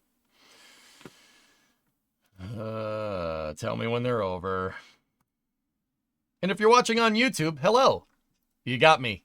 You got me just... Yeah, Twitch is on an ad. May I suggest to you Max Evans' timeline? He posted some sows today. Okay, Hells. How expensive collectively is the coronet fixing? Erudite, depending on how bad it is, it probably needs about 5 G's worth of parts. We'll have to procure that as we go. Anyway. Are you potentially in the process of updating your background with newer footage? Maybe. Spade Imager forced my hand, but yes, that's what's going on. Came for the space talk, stayed for the crazy cool guy doing karate kicks in his garage next to a badass classic truck. Thanks, man. All right, BA. Yo, your wallet doesn't say BAMF on it by any chance, does it? It's the wallet that says bad mother trucker. Thanks, man. Yeah. Space is my number one, guys, but I'm a car nutcase. I'm a car nutcase, sci-fi nutcase. I do like sports, like American football. I'll even watch European football or rest of the world ball, as I call it. I love baseball, hockey. Yeah, I do like sports. I played a lot of sports as a kid. Discovery, go and throttle up. But I find that you don't really talk about that in this circle here, you know? Like, it's not really, there's not really much overlap there. But yeah, you want to talk sports? Talk sports too. Love those. I used to love F1. Oh, God. F1, I'm coming around, Tessa. I'm coming around. I want to see McLaren pull it out just to stick it to Red Bull. You just like watching balls. Yep. Yeah, kind of. What if they're like egg-shaped? No, it doesn't, but it should. Yeah. What NFL team are you rooting for? Cheater, you're gonna hate me. And then probably laugh at me right after. I'm a Patriots fan. I grew up not that far from the stadium, from where the Patriots play. I've been watching football since the 90s. The Patriots were awful in the 90s, and then we had 20 years of... And now they're awful again. Like, doesn't really keep me up at night because, 6 Super Bowls, I'm good. Like, but also, if you want to make fun of them, they are awful. You could, by all means, I'm not going to get offended. Like, they're... Ugh. What are my thoughts on Susie? Ariane Susie spacecraft. Dude, build it. Where is it? They were all about it for a second, and then we've heard nothing. I want Susie to work. I think Susie's an excellent idea. Sounds like a Cowboys fan. Yeah. Yeah, the Cowboys got beat down by the Lions the other day, which is pretty funny. That made me laugh. Do you need more sleep? No, I'm good. Did you know Max is a Twitch streamer, and dude has been playing the crap out of Minecraft? Max... Which Max are we talking about? Dragon, you helped sample a dinitrogen tetroxide tank today. I didn't realize that it's actually a quite beautiful dark green liquid despite the orange fumes. Oh, cool. Did you see the Blue Jackets tribute to Gaudreau? No, I haven't, but that's cool. Did you see the thank you message, or should I repost it? Trey, you're starting your aerospace degree soon. I have a friend working on Orion, and I'm hoping to get to work at SpaceX. You and NSF started the dream. Thanks, man. Hey, it's my pleasure, man. It's my pleasure. Yeah, I love that. You stick with me, I'll try to teach you as much as I know. Cowboys fans fantasizing about hiring Bill Belichick. I'd have to start rooting for the Cowboys if that's the case. I'll root for whatever team he coaches. The Patriots EU equivalent would be Man U. Yeah, probably. Also go Lions. Hell yeah. Isn't NTO the chemical that changes color with temperature? I don't know. Ask Dragon. How much of an impact does boil-off have on interplanetary missions? It depends on what your coast phase is, Ryzen. We can send something to Geo and mitigate the boil-off, but if you want to get any further, it starts to get a little dicey. Can I give you inspiration for the next D20 roll? I don't know what that means, Yuri, but go for it. Was it Max who desperately needs a booster seat? Yeah. Max Verstappen? Max Verstappen plays mine. I'm not surprised. All right, anyway. Let's keep going. We got more news from IAC 2024. ESA and Teleselenia Space signed a contract amendment to expand Gateway's lunar view. Our refueling module offers astronauts a stunning view of the moon. Upgrades include an increased cargo capacity of 1.5 tons at launch, attachment points for the Canadarm3, avionics housed inside the module for easier maintenance.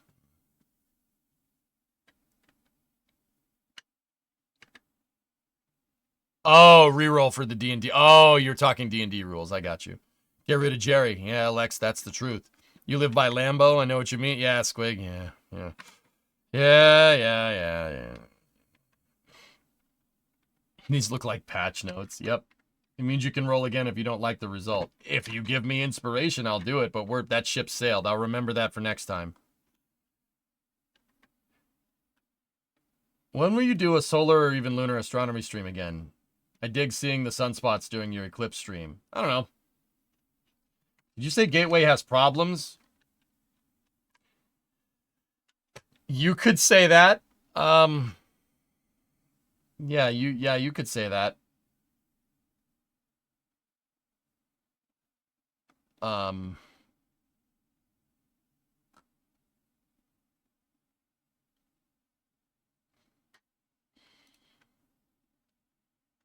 Yeah, you could say that. Do you think there will be any major international collaboration on space stations like the ISS in the near future? It's hard to say, man. That really is dependent on geopolitics, you know? We'll see. What happened to all the screens? Imager decided to do their embed bull crap again. Take a look. Oh, no, that's the SLS launch. Wait, does that one actually... That one actually works. All right. Let's go. Hold on. That one actually works. Move that down. Write that down. Write that down. Write that down. Yeah. Nope. That one doesn't work. It just pauses. Here. Yeah. See this? See that whole gray bar thing? Yeah. It's okay. We'll just replace it with super heavy catches from all different angles. It's fine.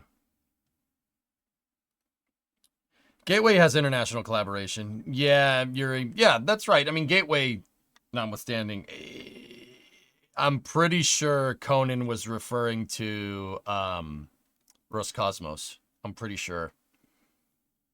Conan, is that what you were inferring there? Like, this is what I mean about reading inflection from chat. Is that what you were talking about? Are we going to work with the Russians on another space station? Probably not. Kind of sucks, but whatever. Can't you host them locally? Yes, of course I can, John. I'm not really looking for a solution. I know there's a solution. I know there's a solution, but it really wasn't a problem up until today. So, dude, I know how to embed GIFs, dude. Don't worry about it. I'll take care of it.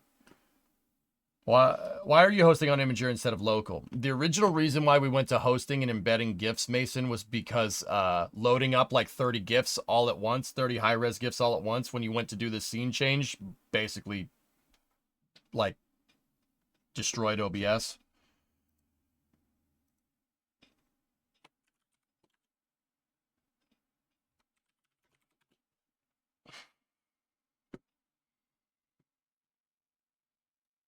Some private space stations have international partners. I'd rather be flying an X-Wing. I feel like the Browns were everyone's favorite underdog until they gave Deshaun Watson that ridiculous contract, and now everyone roots for the Lions instead. X-Wing, the Lions have always been my second team. My wife is from Dearborn. Michigan. But even before I started dating Brimo, I like the Lions because I like Detroit because I like cars. Also like the Tigers. I'm really annoyed that a team from Ohio beat them. Because my wife is from Michigan, I'm contractually obligated to hate Ohio. Just like Brimo has to hate New York teams, I have to hate teams from Ohio. It's just how it is, dude. It's just how it is. Sorry. I don't mean any... Dude, there's nothing I can do about it. I'm from Ohio. What's up? I have to hate the Guardians and the Bengals and the Browns. Like, I have to. I'm sorry.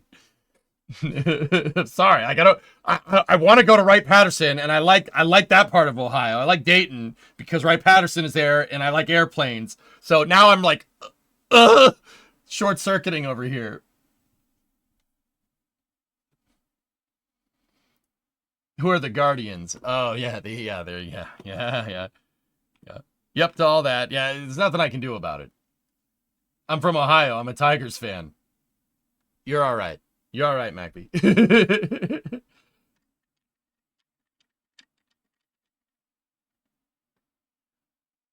Anyway,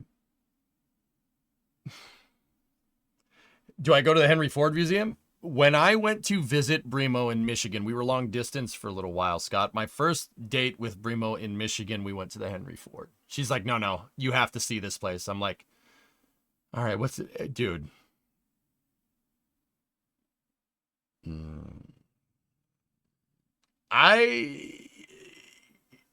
So, Scott, I love Ford. Ford is my like big thing. So like going to Dearborn was like a pilgrimage for me. Like it's like a freaking pilgrimage, dude. Like I love, dude, the Rouge, all the Ford design centers and stuff, the Henry Ford. Oh man. Oh, that was really cool. I love seeing stuff get built, man. That's my favorite thing, dude. My favorite, all-time favorite thing is a factory where spacecraft get built, and we get to see that. We have the privilege of being able to see that in Texas, like, yeah, dude, I'm all about Detroit, dude. I've been a huge Michigan like guy because I like cars, How far are you on the Halo ship? We got a lot of the dimensions figured out. I figured, Spade, I had to redo them because I didn't get them exactly right, but whatever. Dang, Hoppy has seen some stuff. Excuse me, one hop. Has EJ watched every episode of How It's Made? Yes. I'm still giddy from the catch. I know, human. I know what you mean, dude. I know what you mean. Yeah.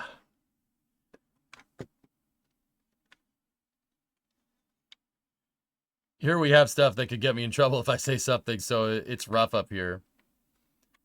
If the government would change, I think Russia would need international collaboration to bring the space program up to speed after stagnation and degradation. Yeah, dude, that's... Yuri, in all truth, Dmitry Rogozin was doing a good job until he went crazy. Yeah, I think he was doing a good job, to be honest. He was getting Soyuz competitive. He was fixing launch facilities. He oversaw Vostochny, which was pretty good. I've seen all the Vostochny expansion plans. So the plans to build the Angara pad out there, to build a town out there, to build the new airport and stuff. See, dude, he oversaw all of it, and I think he was doing a good job until he went loco. And then decided to have his nuts blown off by a piece of artillery. Yeah, that's a true story.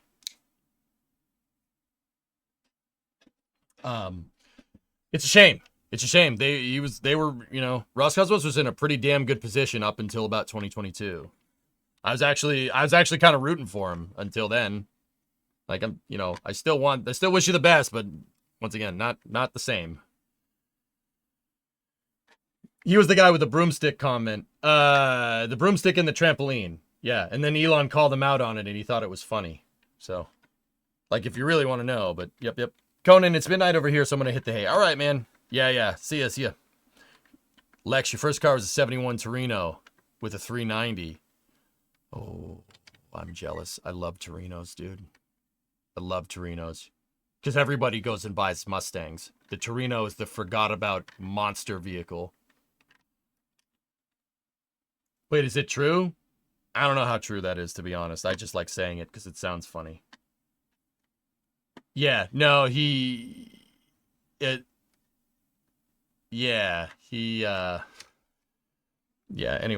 But yeah, like, I still wish Roscosmos the best, but I just don't really, what are you going to do? There's no commercial market anymore. Like they wiped their tail with the OneWeb contract, which was idiotic. That was so stupid.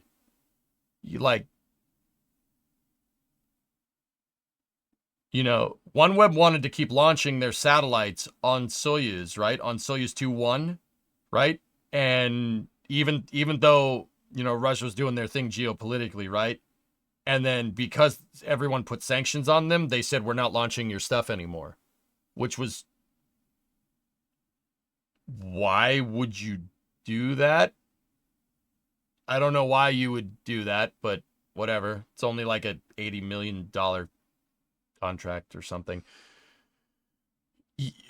Maybe it was 800. I forget. I never really understood why you would do that, but it's okay.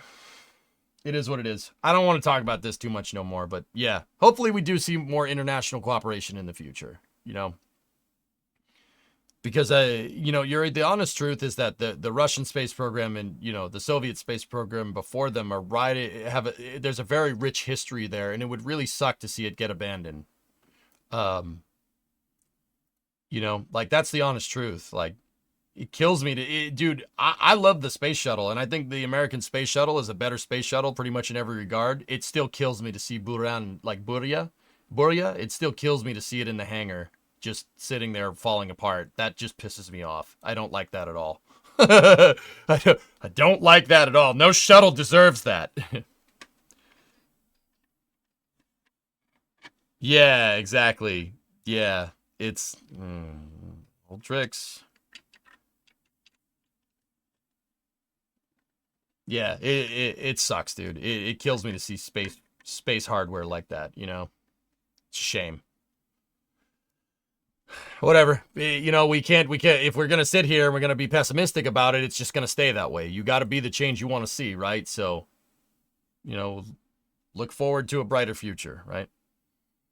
Buren is also a word, and Buria is also a word. Yeah, Buria is the name of is the slang term for the second Buran orbiter. I know that Buran is the Russian word for snowstorm or blizzard. There's no like direct translation. And then energia is energy. So you could say that Buran energia has that snowstorm energy. That actually makes sense with proper youth terminology. Spaceships are meant to fly. You're damn right, Spade. Boria is also a word for blizzard. So it's the snowstorm blizzard. All right. Why does that make sense? But can it launch in a snowstorm is the real key. Anyway. All right. More news. This is an interesting tidbit of information regarding Starbase. I'd happily accept the donation of Buran if they sent it to me. Not that I have anywhere to put it. I do. I got a high bay. We could fit part of it in here. It'll be fine. It'll be fine. I got a big enough garage door. It's good. All right. If not, my backyard's big enough. Let's go. And I know what the next question is. Is your backyard big enough, EJ? How do you know? How do I know? Look who you're asking here. You think I wouldn't measure that? Fun fact, I can fit a 737 back here. I got a big backyard. We might have to clip the wings a little bit. If it's an older 737, we could fit it back here. Yeah, baby. See? Yeah, of course I've measured that. Duh. Duh. Natch is like, I'll fly it there. I don't know how we're going to get it to my house, Natch. I don't live... Well, actually, I do live near an airport. I do live near an airport.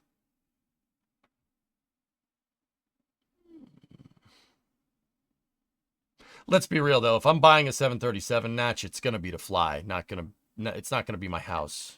Screw that. Screw that. Why would we do that? 737 incoming. I could put at least 4 737s in your backyard. Yeah, because you live in Texas, man. I live in Massachusetts. We don't exactly have a lot of space, considering, like, you could fit, like, 60 Massachusettses inside of one Texas. Okay? I don't have a lot. That's impressive for where I live, okay? It's impressive. I got an acre. That's a lot. That's a lot here. And I know that everybody in the Midwest is like, ha ha ha, 1 acre. Pathetic. You know? All right. And a starship. Yeah. Okay. All right.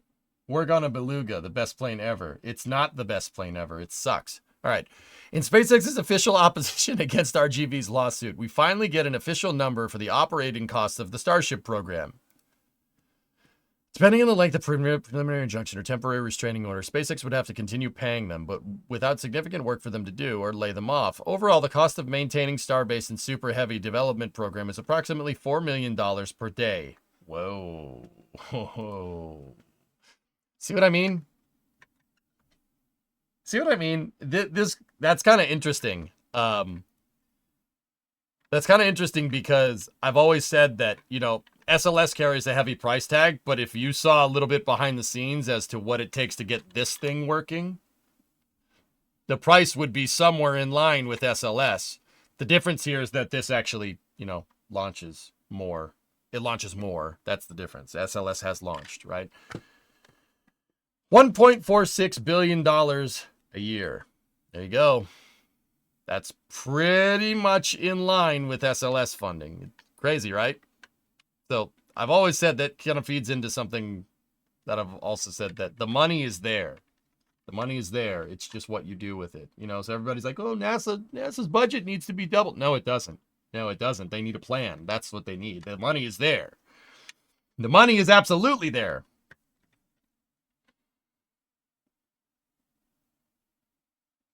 Is the Starship standing up or down? We could fit a Starship on its belly like this. Yeah, should be fine. Problem is I live on a hill, so, you know, might be like that. We'd have to put it up on jacks. 1.5 billion a year to get 5 flights in 1.5 years versus 1 flight in over 10 years. Yeah, Gavin, like I said, the money is there. It's, you know, you need a plan. SpaceX has a plan, so the money gets used effectively.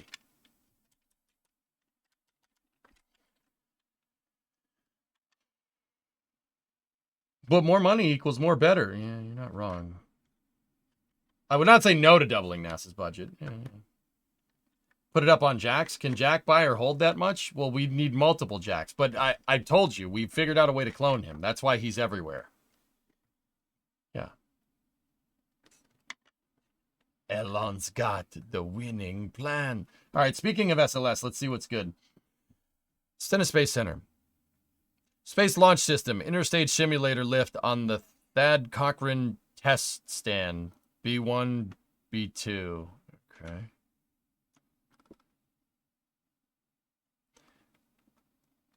I've never seen this set up like this. Anyway. NASA Stennis crews have lifted and placed the Interstage Simulator component for testing a new SLS rocket stage to fly on future Artemis missions to the moon and beyond. Full installation work on the Interstage Simulator unit is now underway and expected to continue into next week. The component will be used for future testing of the NASA's Exploration Upper Stage in the B2 position on the Thad Cochran test stand. It will function like SLS's Interstage section that helps protect the upper stage during Artemis launches. Ooh, hold on. Ooh. How many jacks is too many jacks? We just need a jack party or something.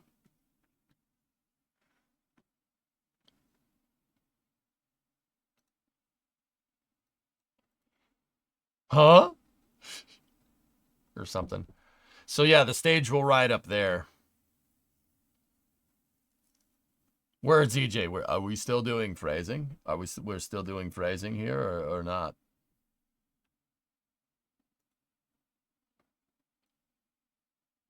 Cool. Interstage testing article. Very neat.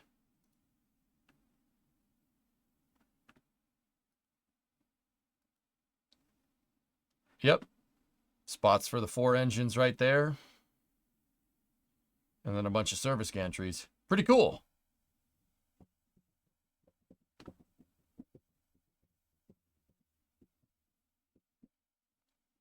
Neat.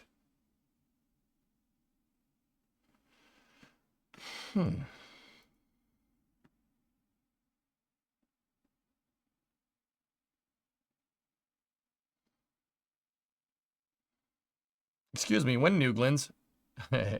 November Mavans.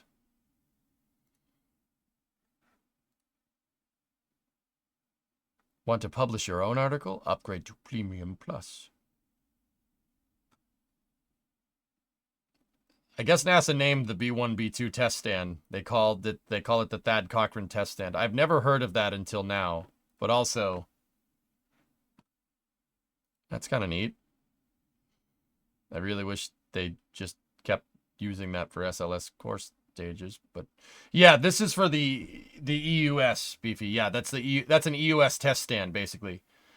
You know how Blue made like a fixture to test their upper stage on Slick 36, right? You know how they did that? That's that, but for a test stand for the EUS whenever that happens.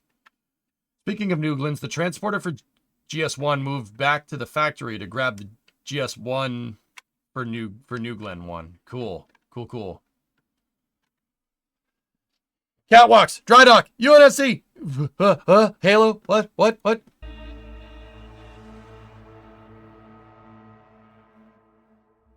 Anyway. Hold on.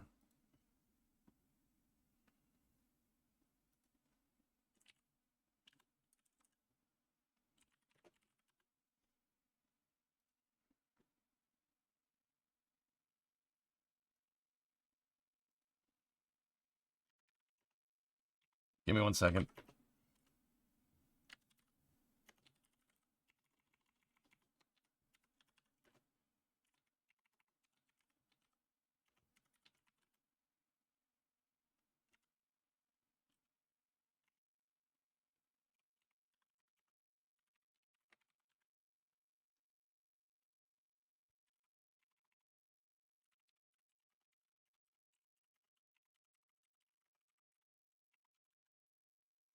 Okay, cool. Oh, I got a message from Jack.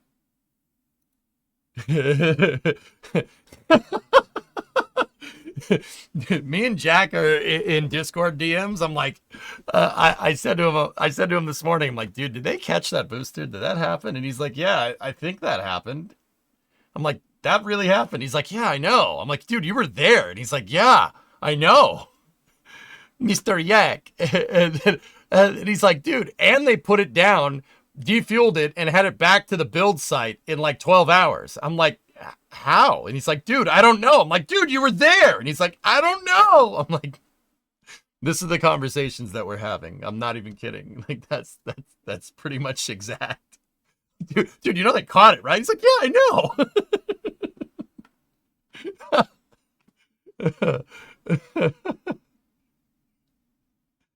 Yeah, you want to know what we're talking about in the background between flame trenches? It's basically that. Jack doesn't know what to do with his hands. Sweet, what does mine say? Dude! All right, so Axiom Space News. Here, check this out.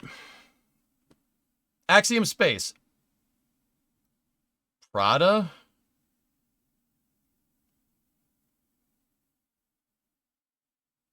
Unveil spacesuit design for moon return. What? Knackley, they did. Rankly, they did catch the booster. I can't even say your name right because dude, they did catch the booster. All right.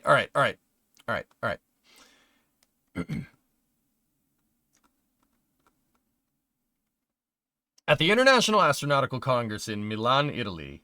Oh. Axiom Space and Prada revealed for the first time today the flight design of the Axiom Extravehicular Mobility Unit, or AXEMU, spacesuit that will be used for the Artemis 3 mission. The outer layer design and materials work was jointly developed starting when the two industry leaders came together, blending creativity and engineering to enhance the next generation spacesuit design.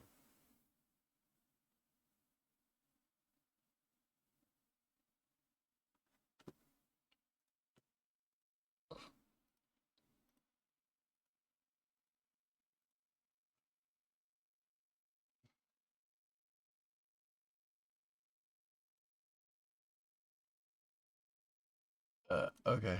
All right, Aerodite. Yeah, Creeper. Well, I'm running out of time.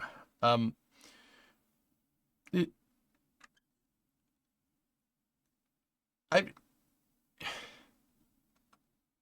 Okay, whatever. Our elite teams have redefined spacesuit development, establishing new pathways to innovate solutions and applying a state-of-the-art design approach for the AXEMU, said Matt Ondler, Axiom Space president. We've broken the mold. The Axiom Space Prada partnership has set a new foundational model for cross-industry collaboration, further expanding what's possible in commercial space. During development, Axiom Space used a dark cover layer for its display purposes to conceal the suit's proprietary technology. However, the spacesuit worn on the lunar surface will be made from a white material that reflects heat and protects astronauts from the extremely high temperatures and lunar dust. Lorenzo Bertelli, Prada Group Chief Marketing Officer and Head of Corporate Social Responsibility, said, going beyond our limits is one of the company's values that perfectly reflects the spirit of Prada, the Prada brand, and my parents' vision. I am very proud of the result that... Why? No, he talks like that. Shut up. I'm very proud of the result we are showing today, which is just the first step in a long-term collaboration with Axiom Space. We've shared our expertise on high-performance materials, features, and sewing techniques, and we have learned a lot. But I'm sure we will continue to explore new challenges, broaden our horizons, and build new scenarios together. He's very passionate, yes. Is he Russian? No, it's Italian. It's not Russian. What are you talking about? You guys learn accents better. Sì. Bappin' a boopy? Che cosa? Same thing. They're not the same thing. High performance materials question. Hey, Charles, I know you're racing the car right now. Can you tell me what you want for dinner? Do you want the turducken? Or do you want the fish and chips? Checking. Do you have any French fries? Yes, we are checking. Sorry. Prada's in-depth knowledge and experience on materials and product processes supported innovative work in addition to the spacesuit cover layer. Prada's design and product development team worked alongside Axiom Space engineers on customized material recommendations and features that would both protect astronauts against the unique challenges of the lunar environment and visually inspire future space exploration. Prada's expertise enabled advanced technologies and innovative sewing methods to bridge the gap between highly engineered functionality and an aesthetically appealing white outer layer, providing astronauts with an increased level of comfort while improving materials performance. The AXEMU program epitomizes how commercial space industry is enabling non-traditional partnerships to enhance space exploration capabilities. Since being awarded its first Artemis task order in 2022, valued at $228 million, Axiom Space has capitalized on the public-private agreement with NASA, seeking out renowned experts in diverse industries to aid in developing and designing this next-generation spacesuit. We are pioneering a new era in space exploration where partnerships are imperative to the commercialization of space, said Russell Ralston, Executive Vice President of Extravehicular Activity at Axiom. Partnerships build a strong, cohesive team, enabling industry experts to provide cutting-edge technology, specialized products and services to drive innovation. For the first time, we are leveraging expertise in other industries to craft a better solution for space.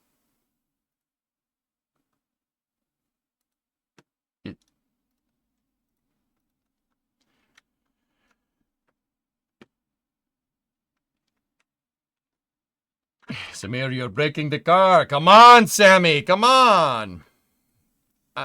Oh, that Prada. Okay, I'm not good with brands. Yeah, they're a clothing brand. Yeah. Hey, Will, you made it on time-ish? Yeah. I don't...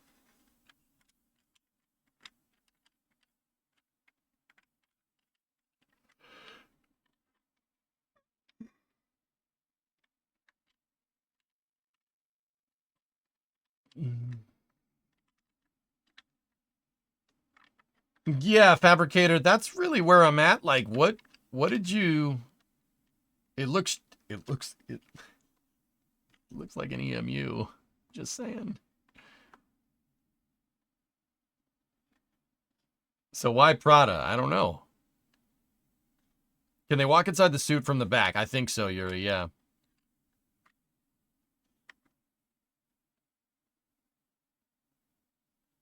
What is the racing stripe for?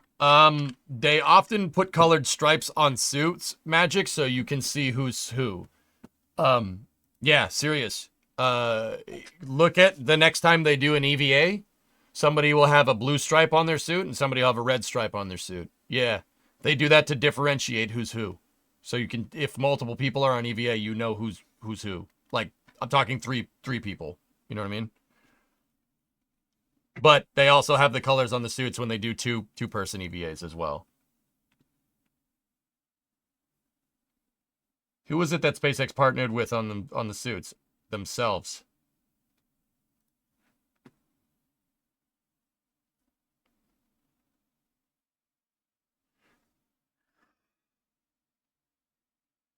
The heck with Prada. I want a Jordan spacesuit. I didn't know they were partnering with Prada. That's very interesting. Good stuff, though. Hopefully they get it done on time.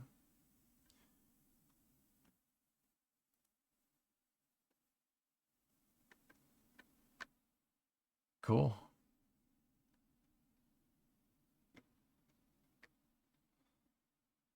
Axiom Air 1. Yep. Yeah, who knows? Prada makes some sense considering the bra makers that were involved in the moon suits last time. I don't think the fashion industry is really that well set up to make things that last. I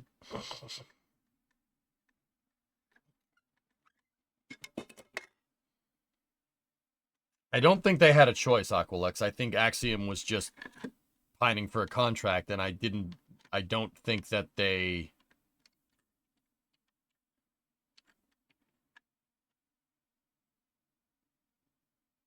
I think they bit off more than they can chew with the whole spacesuit thing, but that's a personal theory. Is that a knife on the right knee? I don't think it's a knife. It's probably, I mean, maybe. I don't know. It's hard to say. I was like, is that, because that's what I thought. I'm like, is that a K-bar or something? What the hell is that? It doesn't look so much like a knife, but it could be. Maybe. Probably like a soil sample or something.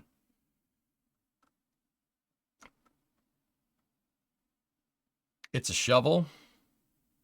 Don't call that knife names like that. Jeez. You'll hurt its feelings.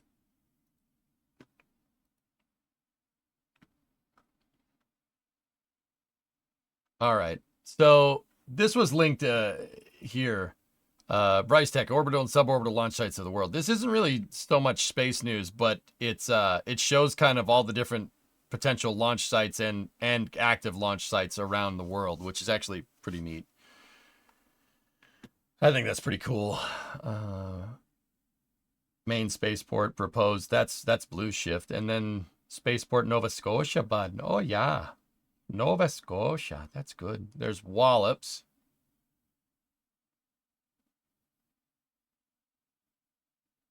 Yeah, Cape Canaveral Space Force Station, Homestead Air Base.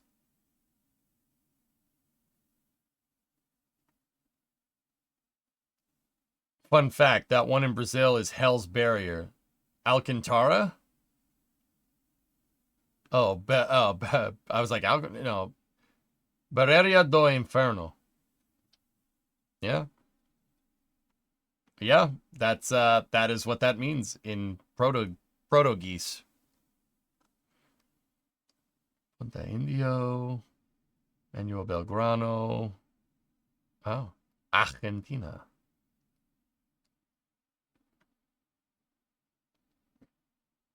Stupid, it hurts. Also, the community note. What? What geese? Proto-geese. Portuguese.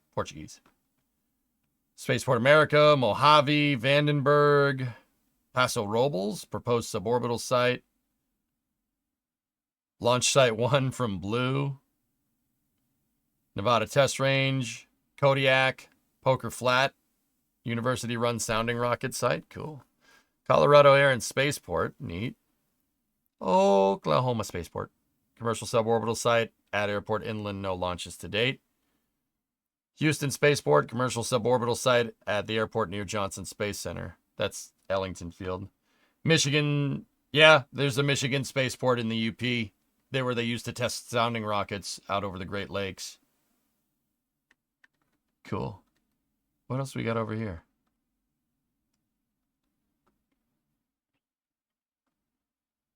Plesetsk. Kapustin Yar. No one's used that for a long time. S-Range. Spaceport Sweden. There's Ndoya. Where's Svalbard? Whatever. UK Spaceport Cornwall. That's Snowdonia Spaceport in Wales. Okay. Campbelltown Spaceport. Prestwick. 5. Spaceport 1. Skolpad. Probably not saying that right. There's Sutherland and Saxavort up there too. Interesting. That's a runway. I was like, most of these are runways, dude. Snowdonia. What? Hold on. There's a place in Wales called Snowdonia?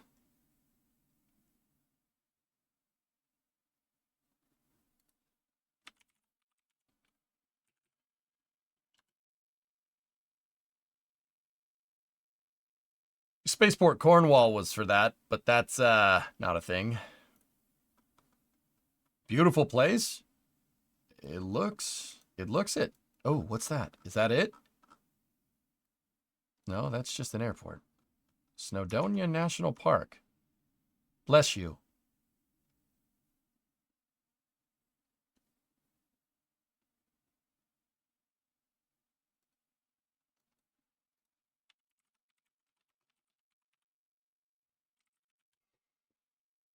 Oh, that is it. Huh, sweet. Last, please. No, I'm busy. You see my last.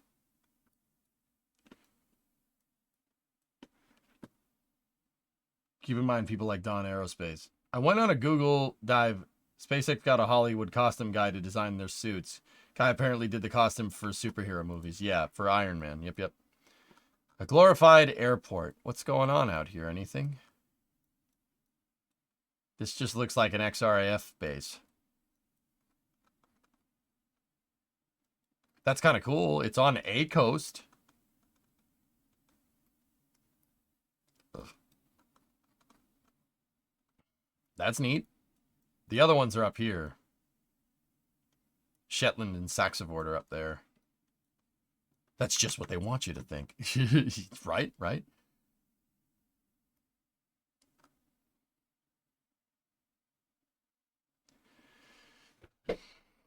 Nothing in Germany, nothing in France. Yeah, because they use French Guyana over here. They use over here. Fly Space Coast, Cape Canaveral Spaceport, LC-46 launch and landing facility. Yeah, okay. Kennedy. Shiloh Spaceport, proposed launch site north of Cape Canaveral. Yeah, you know what's north of Cape Canaveral? Kennedy Space Center. Just saying. Canary Islands, Azores. Shiloh's also dead, yeah. My favorite is Barrera do Inferno. Yep. What do we got over here? Palmencham Air Base, Jabal Hamza Facility, Djibouti Spaceport in partnership with China. Interesting. Qom Space Center, that's Iran if I'm remembering right. Imen Khomeini, that's definitely Iran. Interesting. There's Domborovsky Air Base. Interesting. And there's Baikonur. Tsar-Shigun Missile Range. Okay. Korla Missile Test Complex. Interesting.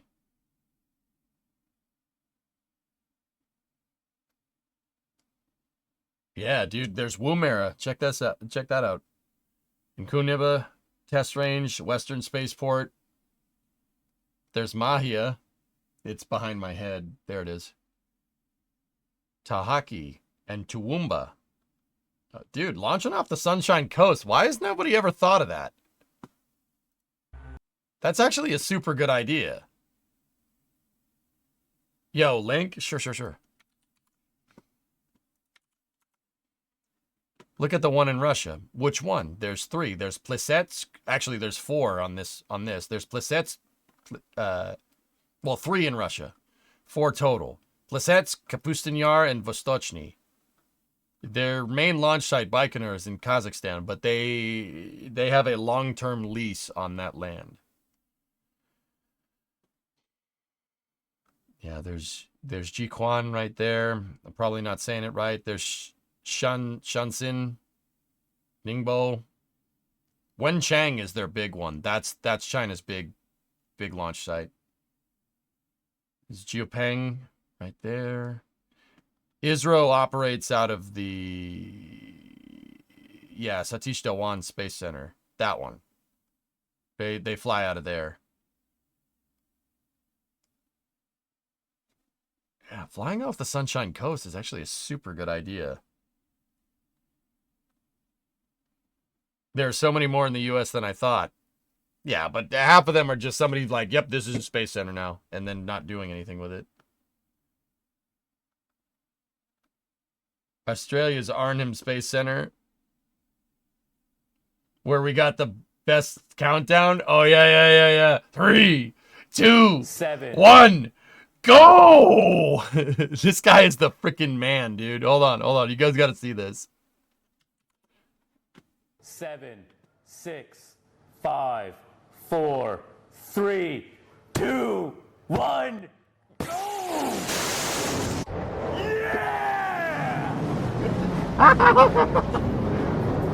Dude, I gotta beat this guy. That's the best. Hold on. 7, 6, 5, 4, 3, 2, 1, go! Yeah! This guy's my hero. That's awesome. Look at all those legitimate names. They're not legitimate names. You just made them up. Was that an SM6? It was some sounding rocket, dude. 10 out of 10 would party with that, dude. You, if you did the voicing for this. Yeah. From Yasny was launching 2 at some point. Yeah. 6. I did one more time. 4, 3, 2, 1, go! Yeah! That's so badass, man. That guy's my hero. Yeah. Oh, that's awesome, dude. What makes it a good idea to launch in Australia? Just a big ocean. Well, okay. So you have a pretty decent inclination. You have a pretty decent latitude here. It's not too bad. That's like 40 degrees south latitude or something. That's okay. You got a lot of ocean over here, so you can launch out over the ocean. Pretty good. That's actually, I don't know why nobody's ever thought of doing that before. Thing shot off like it came out of a VLS. Yes, it did. Yeah. That dude was real? No, yeah. Frankly, dude, that guy's legit. He commentates on Australian launches. It's pretty awesome. East Coast is way too populated. Even on the Sunshine Coast, man. Don't lie. There's no one on the Sunshine Coast. Nobody lives up there.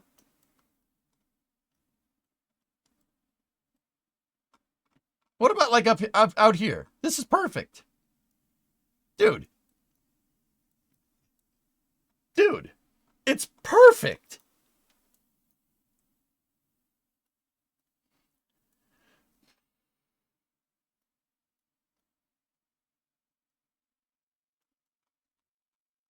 Oh, come on, man. This place is prime for a launch site, man.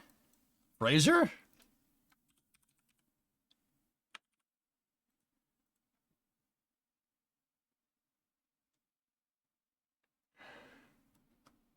Yeah, dude. Oh, this, look at it. It's a cove. Dude, you could put a bitchin' launch site out here. I think that was returned to the natives. Oh, that sucks. Sucks for you.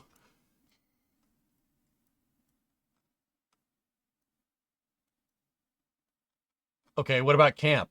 What's our south latitude? 23 south latitude. That's perfect. What the hell is this?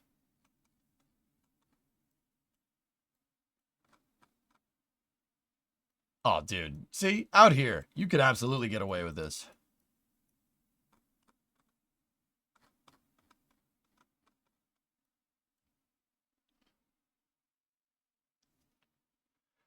Dude, this is a lower south latitude than KSC, man. What about if you go like all the way up here? I know it's remote, right? And there's a papao in the way. Like right up in here would be perfect. You got a huge track.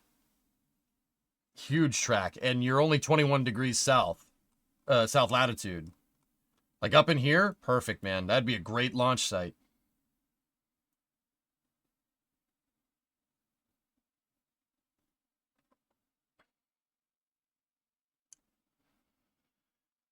Then you're dropping stages on Great Britain? I really don't think the Australians would care. Actually, let me just check.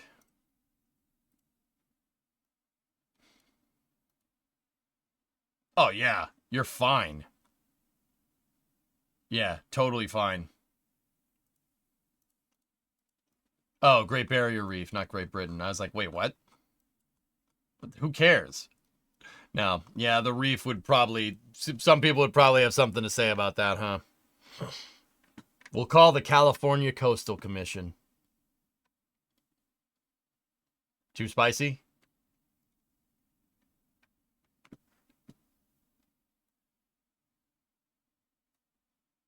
Too spicy? Sorry. Huh. Coral Sea, your grandfather fought there. You know what I didn't know, dudes? I didn't know that New Guinea was... this was Australian territory. I didn't know that until I played Hearts of Iron. Is that bad? And the Japanese almost took Port Moresby, which... that would have sucked. Yeah, that would have been bad. I didn't know that. Yeah, until I played Hearts. But yeah, EJ Space Australia. Yeah, that's what it stands for. Yeah. The U.S. and Australia were super worried about the Japanese trying to take Port Moresby. In this whole thing, none of this matters because this terrain you can't fight through. Port Moresby is what matters the most. Because that's the only spring point that you would have to even stage an attack towards Australia, and that's why what brought it up, Hellfish. Just on a side note, that's why Coral Sea happened. That's why the Battle of Coral Sea and the Battle of the Solomon Islands. Yeah, that's why those went down, dude. Just consider this, man. We hear about we know about the Marshall Islands, Philippines. You know about Solomon, you know about Coral Sea, you heard Guadalcanal, stuff like that. Look at how close the Japanese were to knocking on Australia's doorstep. They were close. That's a scary thought. They were close. They were real close. That's not that far away, man. Crazy, right? They bombed Hobart. Yes. Exactly, dude. Is that... Wait, Hobart? In Tasmania?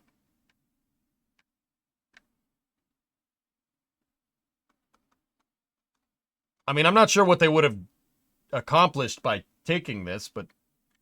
Sorry, no. Darwin, maybe, right? Do you know where the cities are in your damn country? I'm sorry, wouldn't you call it Darwin? It's called Darwin, mate.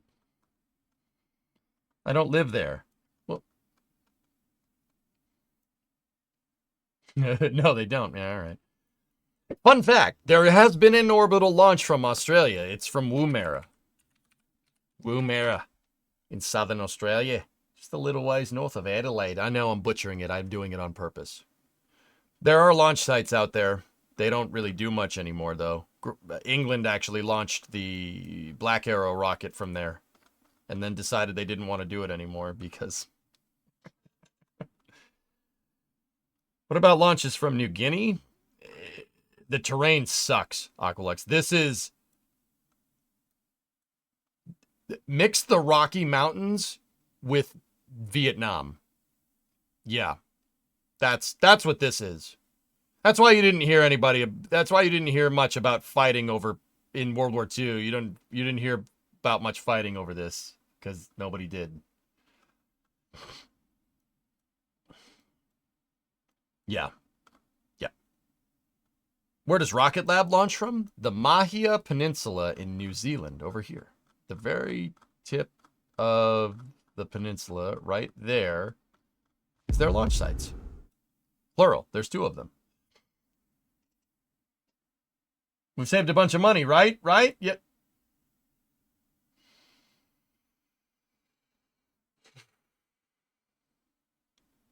The hell's wrong with us, Urban? The hell's the matter with us? Are we stupid or something? Are we really that dumb? We are. It's ridiculous. It's ridiculous. God, what's wrong with you people?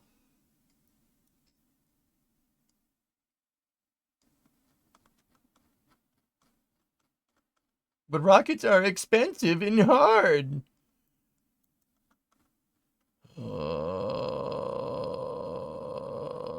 New picture from RGV taken moments after the catch. Ooh. Peanut butter and gumballs. Good combo. But anyway, yeah, this is super cool. All the different launch sites. There's Tanegashima in Japan, Hokkaido. It's pretty cool.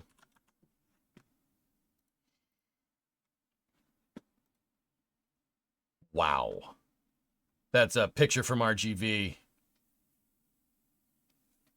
No way the Japanese could have taken Australia. The Ruse would have kicked their butts. That's what I mean, Lex. I'm not sure if the Japanese were just trying to fleet in being Australia, but I'm not entirely sure how Japan could handle fighting an Australian front and a Chinese front at the same time. I'm pretty sure that probably wouldn't have ended well for them. But then again, nothing ended well for them. Don't piss us off.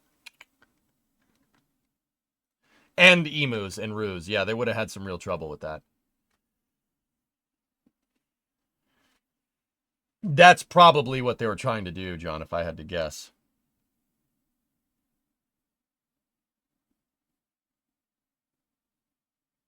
They canceled the program right before they launched one successful launch. The rocket was being transported by sea, and they just decided to launch it anyway. Oh, my God. Yeah, Australia has a lot of rare earth minerals. But once again, you're fighting a land war in Asia. Any Risk players out there? Who knows how smart that is? Why would someone do that? Touches our boats, becomes Tatooine. Yep. Yeah, in the words of the fat electrician, you do not screw with our boats. Yeah. Yeah, that's a very good way of putting that. Fat electrician put that in a yeah, that's very true. Do not screw with our boats.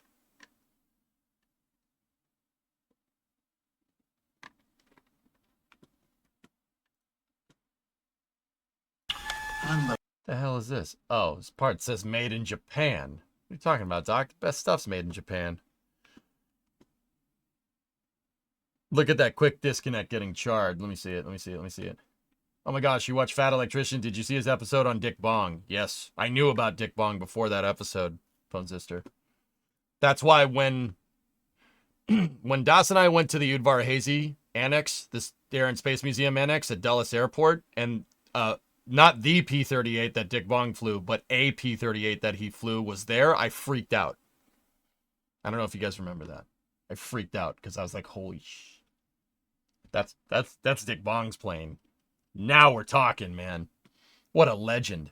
Also, P-38, Kelly Johnson. Were you expecting anything different? That electrician's dope, Coltec. Yeah, awesome storyteller. Just badass stories, badass war stories, dude. And other things. Yeah, it's pretty cool.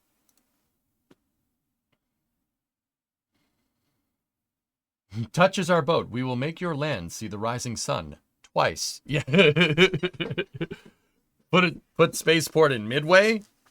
Yuri, that's not the worst idea. Believe it or not, that's what Von Braun wanted to do. Von Braun wanted to make the United States' dedicated space center at Kwajalein.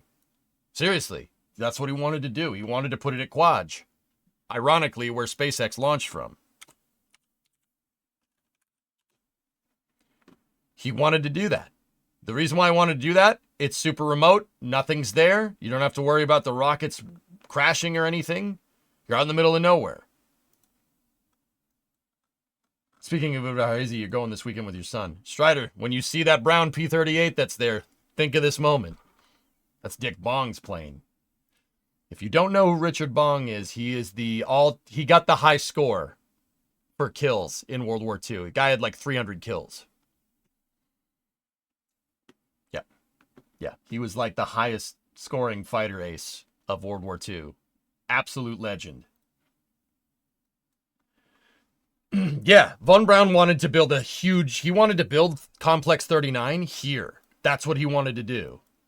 He wanted to do that in the 50s before the Apollo program came around, but yeah.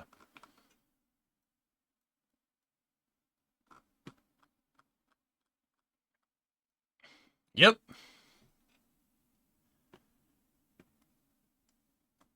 Instead, we just blew it up. Yep. It looks a little flooded. These are islands that are the result of volcanic activity. That's what these atolls are. Yeah, it's just soil that's been pushed up from volcanoes from the Pacific Rim, if I'm remembering correctly. I ain't no geologist. Where's Bikini Atoll? Not that far away.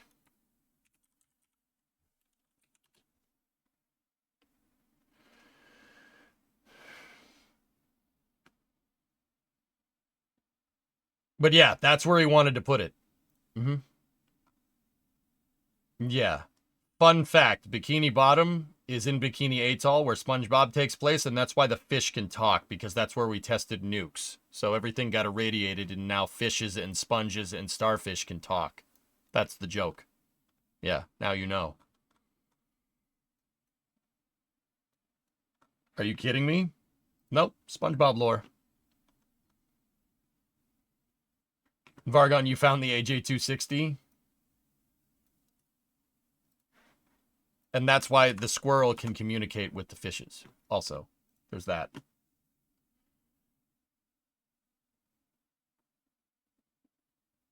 Yep. There's the AJ-260. It's still sitting in its test stand. Where is this, Vargon? How far off was I?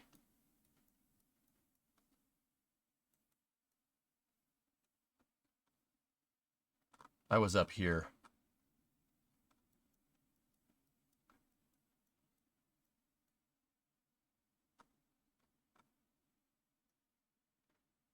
Dang it, I lost it. Come back. Eric Hartman had the high score during World War II. Eric Cartman? What?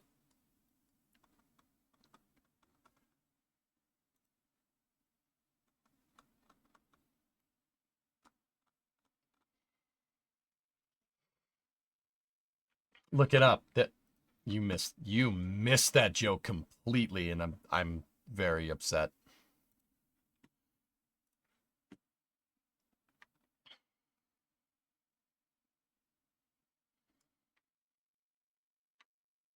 What? Cool. What is the AJ-260? The AJ-260 is the biggest single-case solid rocket booster ever tested. That's its test stand. It's still sitting in it. We were talking about this the other day. Here, let me show you. So in the 60s, they were trying to come up with a more low-cost version for a launch vehicle.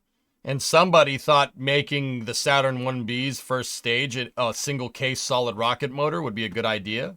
So there you go. There's a picture of it. Yeah, note the truck. 260-inch diameter. Biggest solid rocket motor ever made. They tested it once. And then funding.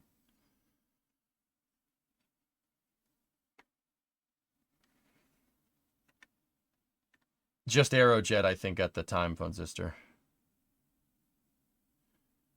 I'd love to go and see the Russian space shuttle, but yeah. The casing is still in Florida, Bill. Yeah, it's still there. It's not fueled in this picture, guys. That's just the casing. It's not fueled. If it was fueled, that truck would not be holding it up. I mean, what would you even use this for? A Saturn 1B's first stage, Beefy.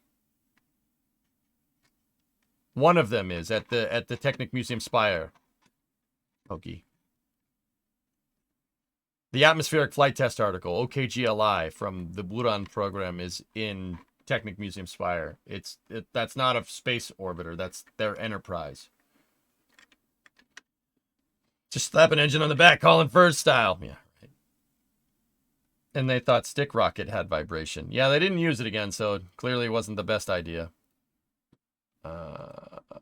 So, all right. Last bit here before we jump in.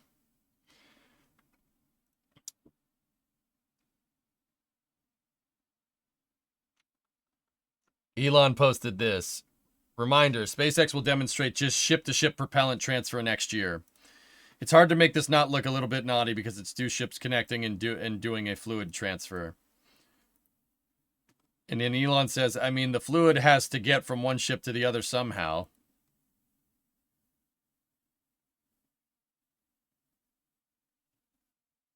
What if we take the Saturn 1B first stage and make the Saturn 1C from ETS? Yeah, there you go.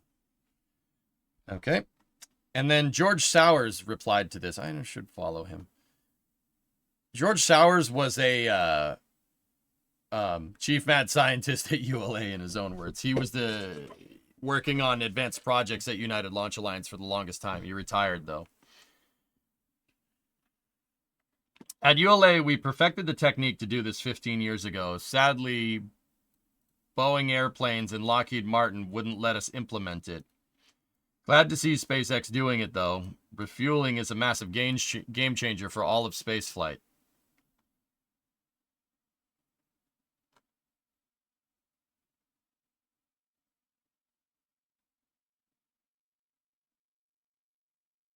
We don't really know what it's supposed to be, Lex, at this point.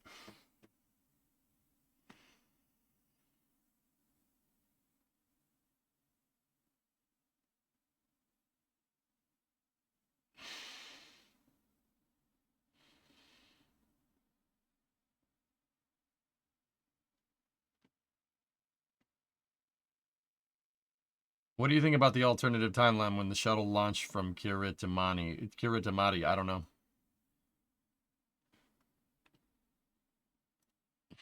Sadly, Boeing and Lockheed wouldn't implement this. Sorry to hear that, but why? I've read the thread already, Helsinki, but yeah, we'll get to it. Boeing and Lockheed Martin put tight restrictions on ULA in terms of what they could work on, such that it could in no way compete with with their big companies. Also, ULA was a monopoly that would have been illegal if the feds had not broken precedent to allow it. The ULA formation underwent a review by the Federal Trade Commission for potential antitrust violations. The government deemed the benefits to national security and cost efficiency outweighed these concerns. As part of the approval, the FTC imposed conditions on ULA to prevent anti-competitive behavior, including ensuring that both Boeing and Lockheed remained independent and open to other potential competitors. That's correct. Oh, that's right. That's correct. Yeah, Thor, I forget. When is space manufacturing gonna become a thing? When we have a launch vehicle good enough to send manufacturing equipment up into space. This is probably a good place to start. I have to wonder what the ULA solution looked like. Reusable centaurs, Aqualux. Yeah, reusable centaurs. Oh, dude, do you not remember this? Here, check this out.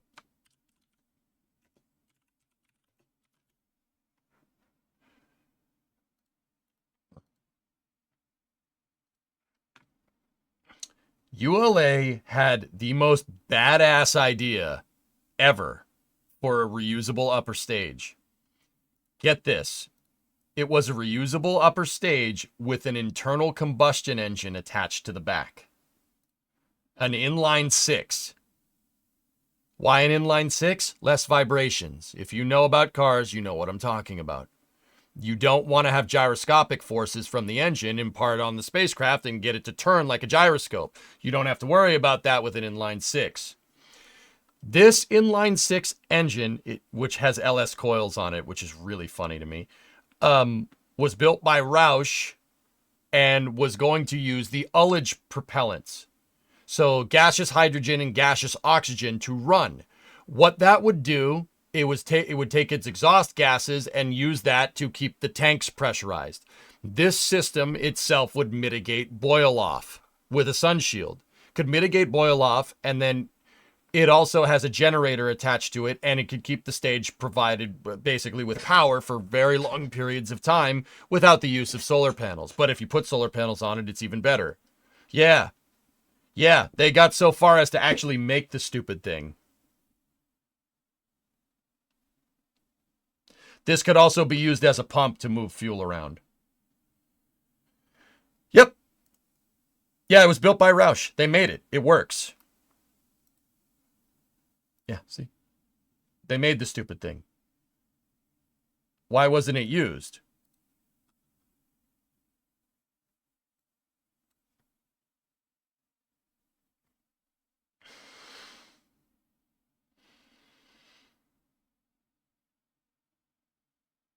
You want to plug in an HDMI cord into that LS coil. Is that weird? That wouldn't end well for your HDMI. Well, Roush, the NASCAR team, as opposed to another Roush that builds motors?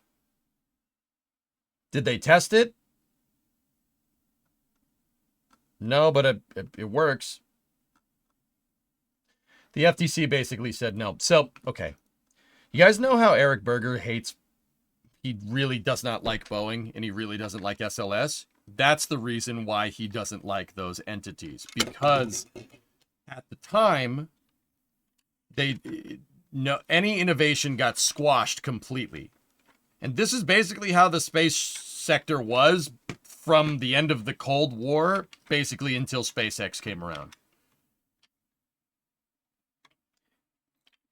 There was some political nonsense going on there. And the political nonsense was basically this. ULA wasn't allowed to innovate anything because if they did, that would potentially make bigger rockets obsolete. So politicians got involved, and in order to protect jobs in their district, they made it so ULA basically couldn't compete and was basically just like, you just launch stuff for us and that's it. And they weren't allowed to innovate on anything. That's why Eric Berger hates Boeing. That's why he does not like them. That's why he always, to this day, speaks bad of them because of this. Now, here's my thing, okay? I'm not really sure I like that, because it wasn't Boeing or anything that had anything to do with this. Maybe it was to an extent, and it's possible that he knows something that I don't, right? Because he has a lot more connections in the industry than I do. But also at the same time, you got to understand the reason why they didn't want any competition from ULA. They didn't want any competition from ULA because they weren't sure if the space program was going to even exist anymore. The reason why? They canceled Constellation and pulled the rug out from them anyway. So I can't really blame congressmen for fighting for their space program in their sector when some bonehead decided to pull the plug on the entire project. Congress freaked the frick out when they decided we weren't doing Constellation. When the executive decided we weren't doing Constellation anymore, they freaked out and signed a rocket into law to make sure that it couldn't be canceled. And that's why that happened. That's why ULA wasn't allowed to innovate. because someone tried to pull the rug out from NASA completely. Who was that? I don't know. Look who was in the White House in 2010. That might answer your question. Now, with all that being said, yeah, that's the reason why I don't really like, it's kind of a loaded thing to be like, oh, it's Boeing and Lockheed's fault. No, it's the congressman's fault. No, it's not. It's the person that decided that spaceflight wasn't a national priority's fault. If you're going to blame somebody. Personally, I don't like blaming people. And, you know, like, I don't know if this is even a thing that we should be getting mad about anymore. Like, SpaceX has got it. They're good. We got this. We're good to go. We got it.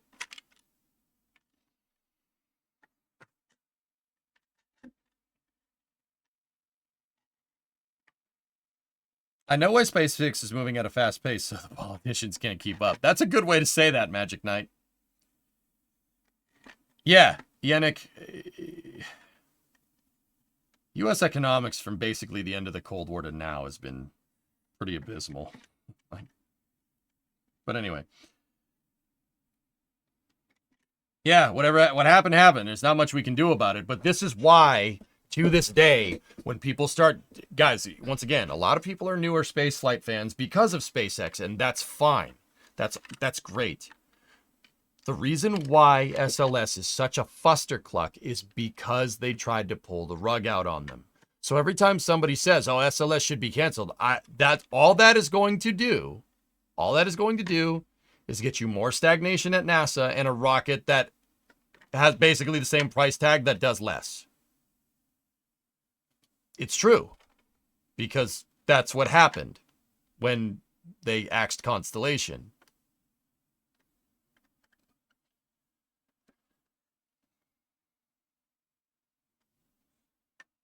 Yeah, well, Aqualex, yeah, I think a better way to put it would be look who was whispering in the president's ear at the time. Yeah, no, dude, that whole situation, and this is why I saved this for the end of Space News, this whole situation reeks of corruption. Like, reeks of it. And once again, that's why Eric Berger, like, is so damn vocal against this stuff, because, dude, fair, to be honest. But what he always doesn't tell the whole story, which kind of pisses me off. But whatever.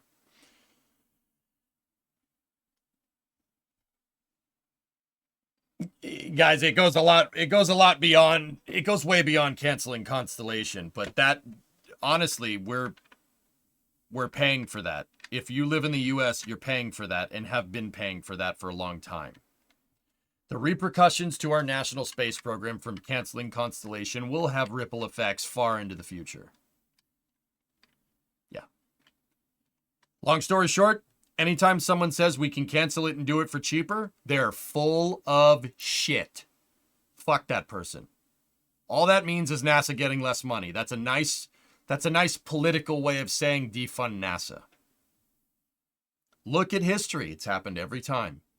We don't need Saturn V. We don't need to go to the moon. The shuttle will be able to do it, and it'll be reusable. When's the last time we went back to the moon? That's weird.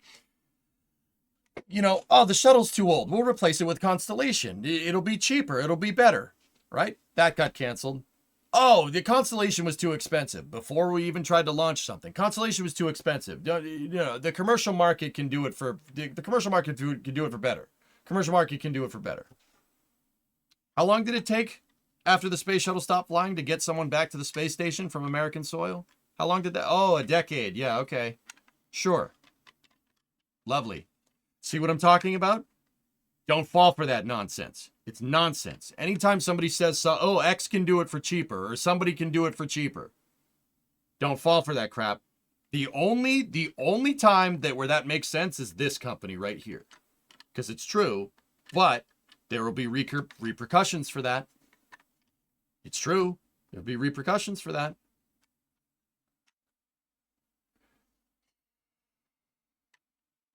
True thus far. Just because it's true with them right now doesn't mean that it will be in the future. And I hate bad-mouthing SpaceX. I really don't like doing it, but long-term space flight is very important to me.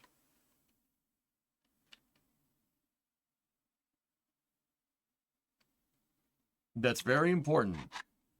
Do you dislike the space coverage from Mars? I only ask because I generally trust that site on its other content. Yeah, for the most part. Anytime Eric's talking about SpaceX, it's usually on the money. He does a great job, and his books are really good from what I understand. I'll probably go and read them. I just, dude, he's like, cancel SLS. We don't need it. Do this, Boeing, corruption. And he's not wrong. But also at the same time, anytime anybody says, oh, why is this NASA program exist? We could do it for cheaper. That is politicalese. That is a very nice political way of saying defund NASA. Yeah. That's a nice way of saying you want NASA to get less money. And until history changes, there's nothing to prove otherwise. Eric's generally good, though. He's generally pretty good at reporting what's going on. I do like some of his articles. Like, once again, when he talks about SpaceX, it's on the money. It's perfect. What exactly is Constellation? Constellation was the program that was supposed to replace the space shuttle with basically getting away from the shuttle and going back to sending us back to the moon. We got a crappier version of it because of what I just mentioned, Bob. Here, let me show you.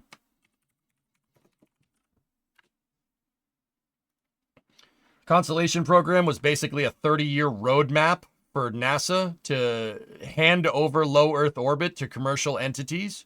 Actually, there were two. It has 3 phases, all right? 1, 2, and 3. You can see it right in the logo, okay? The first phase here, restore low Earth orbit access capability with NASA.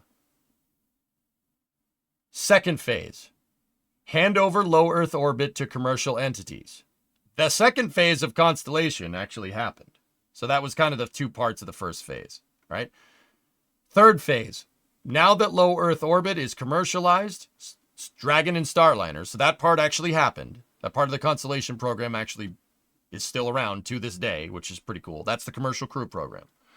Second part, now that the commercial contractors have the ISS rotations on lockdown, NASA can refocus on building a super heavy launch vehicle. And in the 2020s, keep in mind the time when this program was implemented was 2004. In the 2020s, NASA can basically refocus on making a super heavy launch vehicle and use that to get back to the moon and explore the moon in the 2020s and then explore Mars in the 2030s by building gigantic transfer vehicles. The development would have centered around 2 launch vehicles. This one right here, Ares 1 and Ares 5. Ares 1 was supposed to basically replace the space shuttle and be an interim stopgap for crew rotations to the ISS while commercial partners got online. That's what we would have had in the meantime. Well, Falcon 9 and Dragon and Starliner and Atlas got up and running. NASA was supposed to going to use that to rotate crew. That rocket is a 5-segment solid rocket booster with a Hydrolox cryogenic upper stage using a J2X, a highly modified Saturn V second stage design, with the Orion capsule. This would have allowed us to test Orion at least 5 times before we decided to send it out somewhere else. Once Ares 1 was operational, they would have used what they learned from flight tests for the 5-segment booster and the J2X to make this bad mother over here. That's Ares 5. Now, if you're sitting there and you're looking at it and like, oh, that looks like SLS. No. SLS sucks ass compared to this rocket. Ares 5 has a 10-meter core. It's a 10-meter core with 2 5-segment SRBs on either side and 5 RS-68As in the first stage. On top, you have an 8.4-meter diameter common bulkhead cryogenic upper stage with a single J2 up there. And then you have an 8.4-meter fairing on top of that. Ares 5 was not designed to launch with people on it. Constellation opted for what's called an EOR architecture, Earth Orbit Rendezvous. So you launch this thing with an 8.4-meter fairing and a gigantic restartable hydrogen upper stage up into low Earth orbit, and then you launch Ares 1 right after that. You launch Ares 1, Orion docks with the lander. The lander was called Altair. It docks with the lander, and then the 8.4-meter Earth departure stage sends that all out to the moon. The Altair lander because you're not launching it with a capsule, can be freaking gigantic. And you can use the lander to recircularize in low lunar, and then you go down and do your Apollo program stuff and come home. The idea behind this is just like the Saturn 1 led to the Saturn 5, Ares 1 was supposed to lead to Ares 5. And the development for the 5-segment boosters and the upper stage engine were roped into the cost of Ares 1. You pay for research and development costs here, so you can offset the cost on this. Make sense? Was there a public-facing concept for the lander? Of course, Altair. Yeah, right there. Altair was a 2-stage heavy lunar lander. It's way bigger than the LEM, like way bigger. That's a picture of what it would have looked like.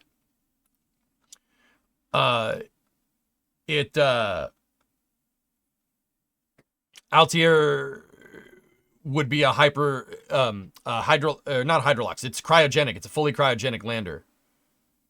And then hypergolic for the ascent stage. So, I think it was using methane. Originally, NASA wanted to power the ascent stage using LOX and liquid methane. RS-18, using an RS-18 engine, is featured with Mars missions. The Sabatier reaction could be used to convert CO2 found on Mars into methane. Yep. Caused overruns in immature LOX LCH rocket technology, forced NASA to stick with cryogenic and hypergolic systems. Yeah. So, would have been basically a gigantic lander that could probably plop like an entire LEM on the surface. It was freaking huge.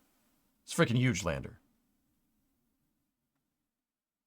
Could they give NASA more money and try and restart the program? They tried to with Artemis. Tried to.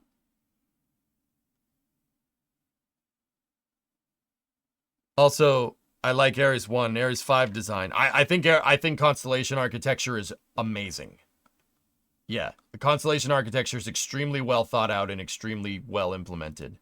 It wouldn't have been without its problems. There would have been things to solve, no doubt, like vibrations and oscillations for a gigantic booster, a single stick booster like that. Not insurmountable. Wasn't Artemis recent? What happened? Where's Artemis 2 phase? The Artemis program, kickstarting the Artemis program like what they did in 2018, they tried to fix it. And then what have we seen since? Nothing but delays and no accountability. And then NASA missions getting canceled because they're worried about funding overlap. Do you see why I'm annoyed by this? I worry about the current state of Artemis. Some things just feel not thought out. That's why Constellation was superior on every level. I'm sorry, it is. It's, you want, dude, it's not even that. The architecture was thought out even beyond that.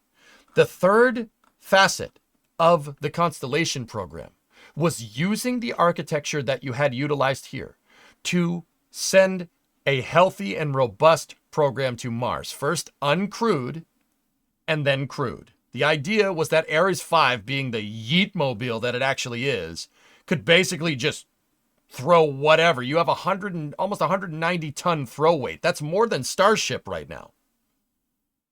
Into low Earth orbit. And you could build whatever. So what they wanted to do, and once again, they had this all fleshed out, guys.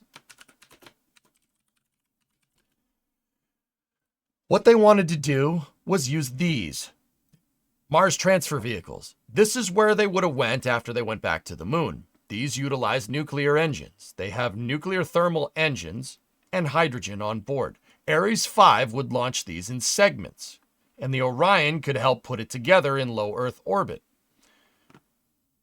With an inflatable HAB module using NASA's TransHab patents, you could basically have an Orion up there. You could have an Orion up there as a lifeboat, and then you could have another one there for the crew for the long duration. Orion already being tested by going to the ISS a bunch of times, and then the moon a bunch of times. You could basically utilize it as a deep space lifeboat. Now, here's the thing. It's a big old transfer vehicle. Really, really cool. 8.4 meter diameter. That's the size of an external tank, guys. They're just hydrogen tanks. These hydrogen tanks would have been derived from the shuttle ET because it's the same thing. Once again, off-the-shelf stuff, right? Note that the transfer vehicle has the same solar panel as the capsules because use what you have. Why does it need a different solar panel? Right? You have a forward-facing antenna and a back-facing antenna for the outgoing journey to Mars and the journey coming back, right? On top of all that, this thing, when it's not boosting itself on a Mars injection or Earth injection, because this is the fuel that's used to get out there, and that's the fuel that's used to get back, by the way. This thing flips end over end. That's what the Copernicus vehicles were designed to do.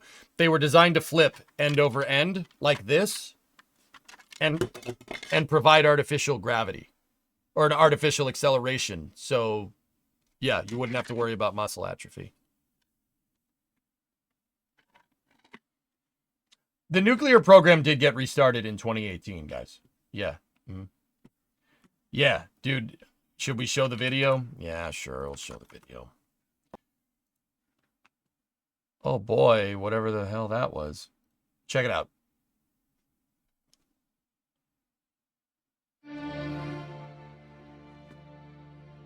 This is what they wanted to do with Ares 1 and Ares 5.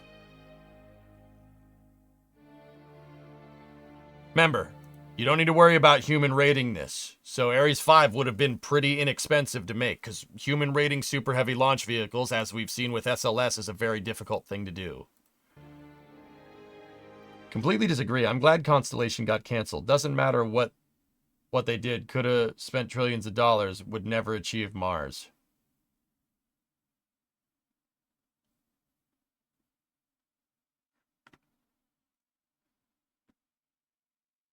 Why would you say that, Theo? Because the program that we have now is better? I'm interested your thought process there. Care to elaborate?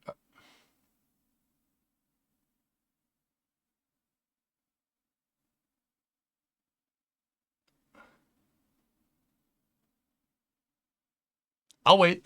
I ain't got nothing but time, baby. The problem here is economical. The fundamental step change in technology that was needed was reusable rockets.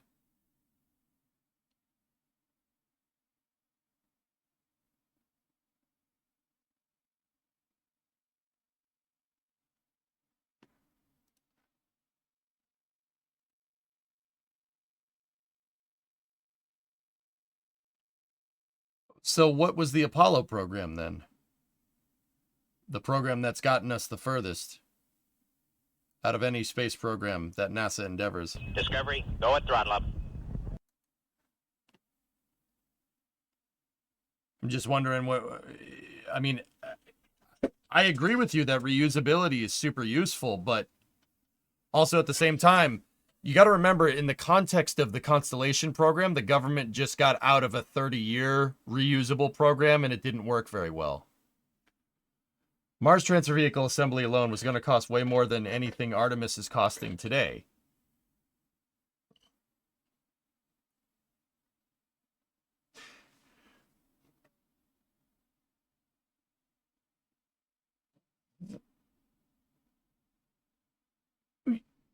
So, Artemis doesn't do anything.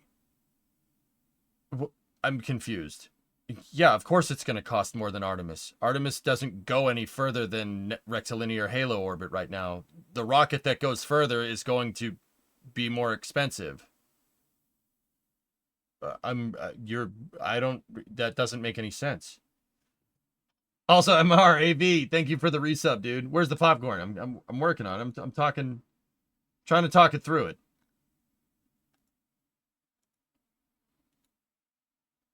Like, I'm not trying to be a jerk, Theo. I'm just wondering what your thought process is.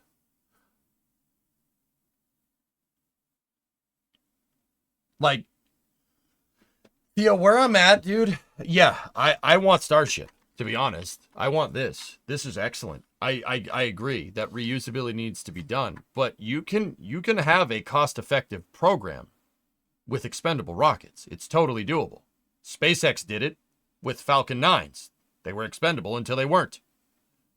Rocket Lab is making a pretty good killing doing that right now. The interesting thing here is that I know what you're going to say. Well, it doesn't work with super heavy launch vehicles, right? Well, yeah, of course. But NASA's program, our space program, isn't about making money. You know what I mean? Yeah, of course, Artemis. Of course, Artemis is lesser budget because it does less. It's a neutered version of Constellation, right? Well, yeah, of course. Of course, that's going to cost more money. But the idea is that if you roadmap this out over 30 years, you can rope the cost from one thing into another. Case in point, right? And this is what I mean about having an integrated architecture in your space program. The Artemis program is kind of like, we're going to use this lander, and then we're going to use this lander, and then maybe this, and maybe that. That's Bush League, dude. I've always thought that's Bush League. Either use Starship to get the whole way there or get the frick out, right? It's a neutered version that has cancer. Damn, dude. If you set the cost of launch of Ares 5 close to SLS, you think it would cost more. It would cost more to use RS-68s, a more expendable engine. Okay. The cost per kilo to Mars would be something astronomical, like 10 million per kilo. There would be no way to sustain that. Congress would never pass more funding. It was doomed from the start. Compared to what? Theo, that's where I'm getting at. How do you know that? How can you speak with such conviction there? I'm confused.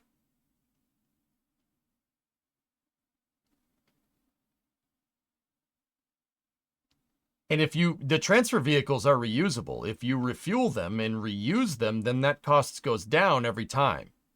Like, I don't understand. Theo, look, man. I know you've been in here before. I respectfully disagree. I think that is an idiotic way of looking at it.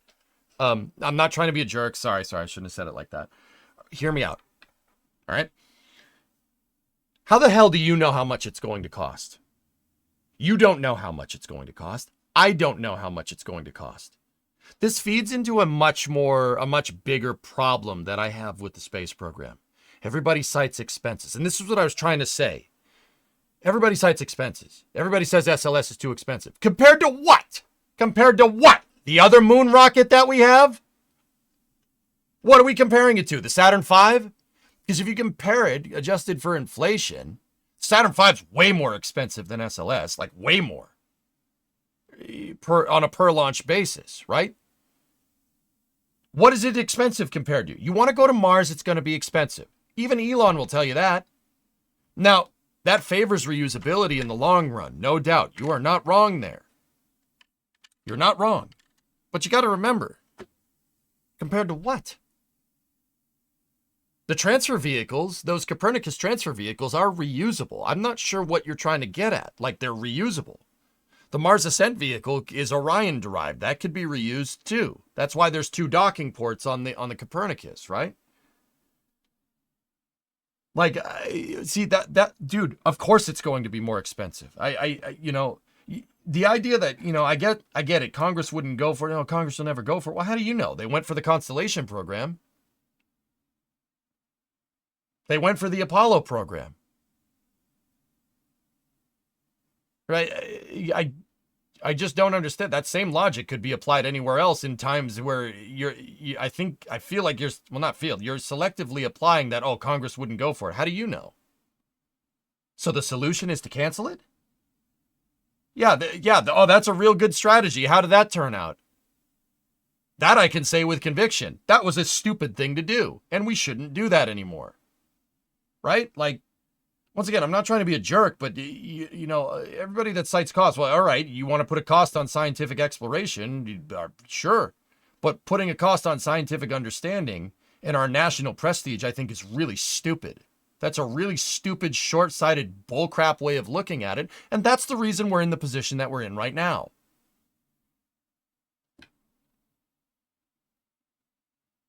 Right? Like, I'm sorry, I'm not trying to be a jerk. I just get passionate about it. So I'm not trying to say your way of thinking about it is idiotic. I think reusability is the right call. Sure, absolutely, dude.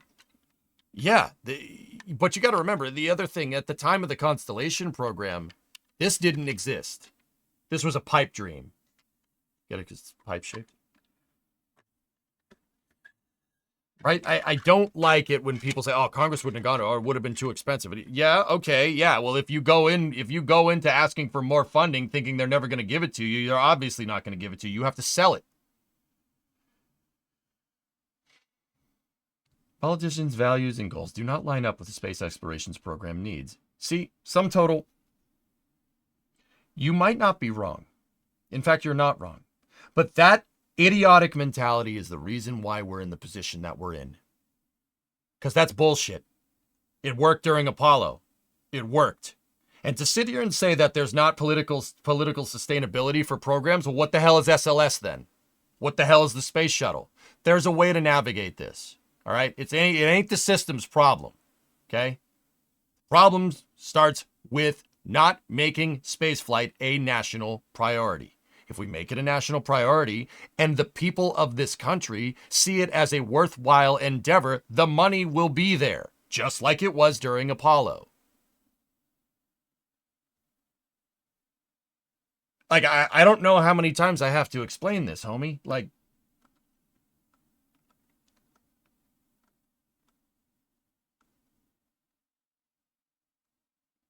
you think NASA would honestly get 5% of the budget compared to Apollo? We don't need 5% of the budget, dude. We don't need 5% of the budget. NASA could send people to Mars with the budget they have now. It's not, dude.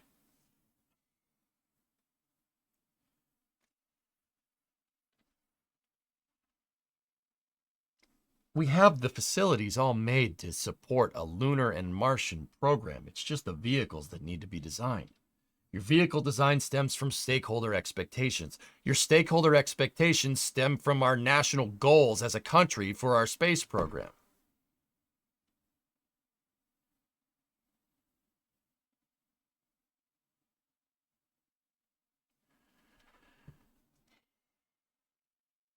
Politicians shouldn't be designing rockets. Yuri, absolutely. But someone played games and pulled the rug out on Constellation, something that Congress didn't want to happen. You guys understand, if Congress had their way, we'd be doing Constellation right now. You understand this, right? The problem is competence as well. That's the truth. NASA's budget is eaten away by external companies all the time. And who manage that? NASA themselves. Oh, I agree with you on that one, dude. Theo, if I got elected president this November, I would clean house at NASA. You're all fired. Get the frick out of here. I would poach a bunch of SpaceX engineers. I'm dead serious about that. Fix this. Like, go get John Insprucker to be NASA administrator or something. But yeah, no, I agree with you on that too. Absolutely. I think if you galvanize our I agree with you that NASA's full of crap. But the reason why they're full of crap is because everybody's fighting over funding because there's no unifying goal. JPL is fighting with Johnson. Johnson is fighting with Marshall. Marshall fights with Kennedy. Kennedy fights with Glenn. That's not a way forward. What is the one thing that can get all that stuff to work together? Our goals as a country. You can galvanize the whole system to work correctly if we just make spaceflight a priority. It's that simple.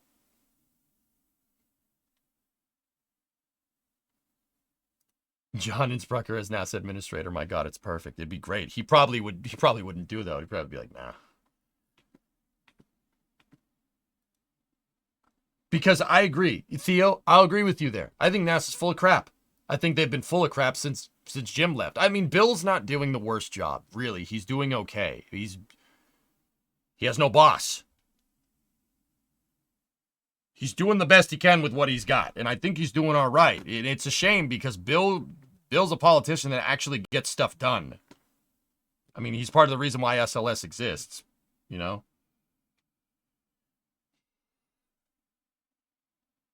The challenge with the way NASA needs to work is that failure isn't an option. Fail fast and fail often mentality isn't supported by our political system, but it was during the Apollo program, Kenny. Explain.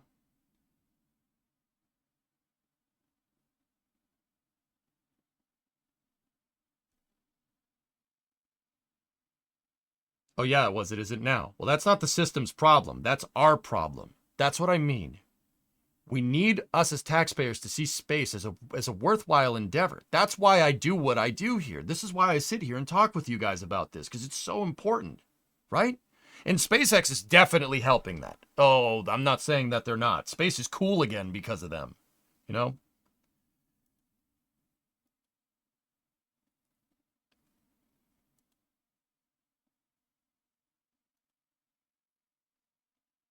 Yeah, 12, I'm not answering that right now, dude. When Satisfactory. I'm actually going to go cooking for Brimo. We'll play Satisfactory again tomorrow. But do you guys understand where I'm coming from?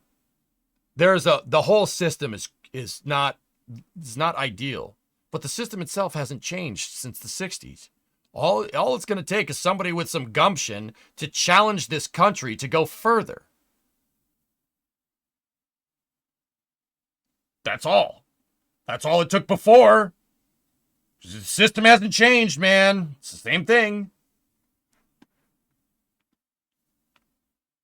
I work in politics. Fall, you said you work in politics, and there's so much about what you say that is a great perspective, but doesn't work in the 8th grade lunchroom politics that is Congress.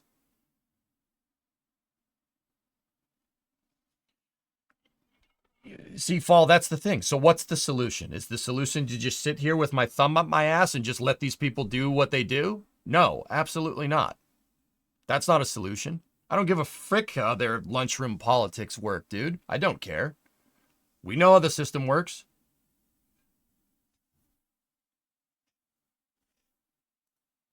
Yeah, you boy, it's true. It's true. That's what's going on. Mm-hmm. Took an existential crisis and a threat in the 60s to get Apollo where it went. The motivation even wasn't internal, it was external. Yeah, that's the other thing. External motivations aren't very sustainable for your long-term goals because, once again, the Apollo program came and went, like, real quick.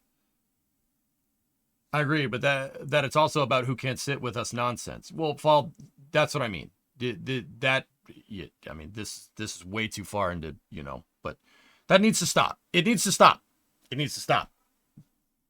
The way that happens is for the executive to very overtly and publicly challenge this country. Say, do it, you won't. And then everything falls into line, just like it did with Kennedy. I still believe we could do that. I really do. Bottom of my heart, I think that's possible. I think people would jump at the chance to get on board with a program like that. We don't need an external threat. It's friggin' US, dude. We don't need that crap. I mean, it certainly helps. I'm great, Duff. How are you?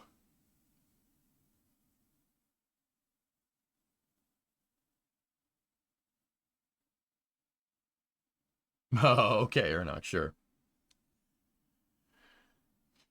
Yeah, Lenprod, that's true. Maybe wishful thinking. But that's the point that I'm trying to make, guys. You guys can sit here and say I'm idealistic. You could sit here and say it's wishful thinking. Do you think that Apollo just came out of nowhere? Everybody called Kennedy a nutcase when he first proposed doing that. Just saying. Are you streaming on YouTube as well? Of course I am, FaZe. You need to be optimistic. That's where it starts. Do you think Elon takes no for an answer when it comes to stuff with SpaceX? In fact, if somebody tells him, no, I can't do that, he says, fine, get the fuck out of here. I'll find somebody that can. Exactly like that, verbatim. Excuse my language.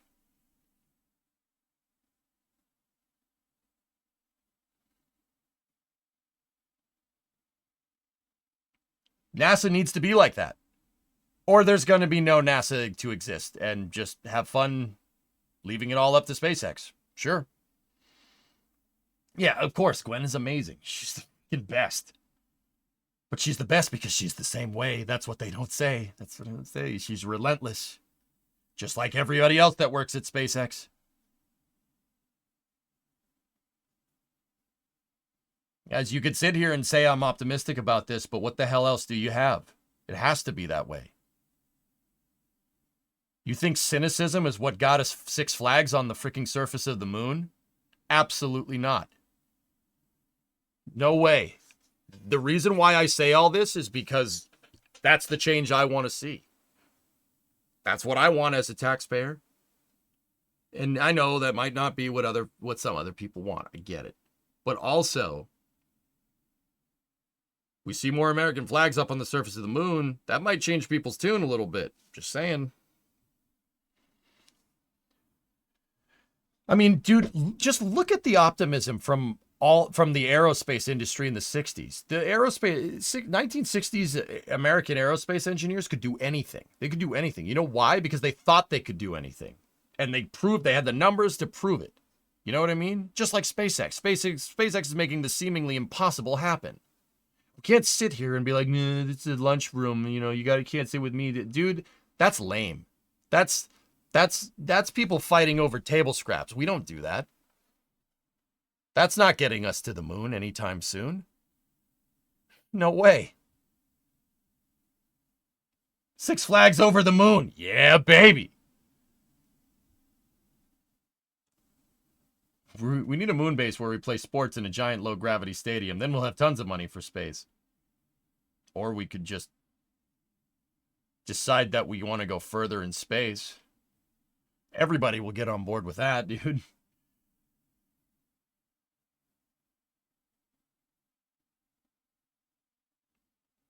Without this push, we wouldn't have WD-40. That's right. SpaceX isn't making huge leaps in technology. It's making huge leaps in imagination of how to use technology. That's what I mean, man. You got to start with it. It starts with a dream, dude. Moon football would need a 600-yard field. I wouldn't play football on the moon. You get tackled. You get tackled. Your spacesuit leaks. You're dead. We got enough of that. Enough injuries with football. Discord DM when you get off dinner. But that's the way it's got to be, dude. You have to be optimistic about this. Elon's right. You have to be optimistic about the future. If you're not, you get something like the Artemis program.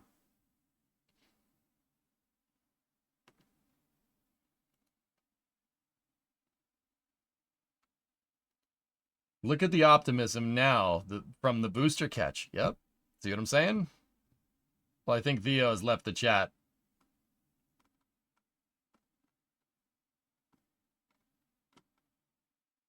Yeah, guy probably shut the stream off. I'm sorry, it's uncomfortable. I know people don't want to hear it, but...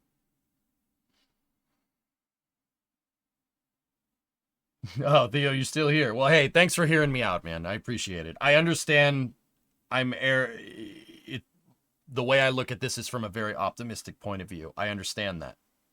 I get it. But what else? My question back is, what else is there? What other way do we look at it? You know? Reusability, yeah, maybe. But NASA already went down that road. You know? I think a more politically sustainable thing would be to use an expendable launch vehicle. I think they were onto something there. Because that keeps the supply chains going. That keeps congressmen happy. You know what I mean? And as long as you keep doing that, right? You set up the production lines, right? Spread NASA out all over the place. It makes it nigh impossible to kill.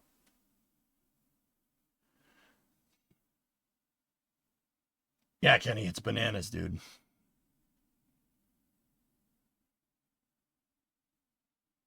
Yeah, it's just something. It's something that I think we need for all mankind in real life. Yeah, there you go.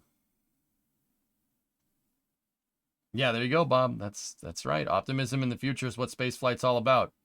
Some total noob. If we rate the Apollo program a 10 out of 10, what do you rate the shuttle program?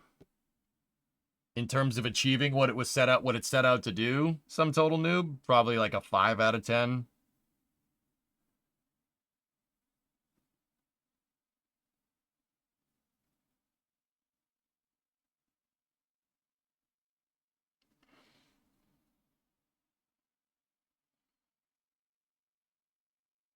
I think part of Artemis was designed knowing that due to whatever reasons it could have been canceled in the future, so enabling private companies to take the wheel, it would have enabled the private companies to take the wheel on a lot of it. That's what made Constellation so damn good, because these high costs from these things would be handed over to the private sector eventually. That's what Commercial Orbital Transport Services, the NASA program that saved SpaceX from bankruptcy in 2006, was supposed to do.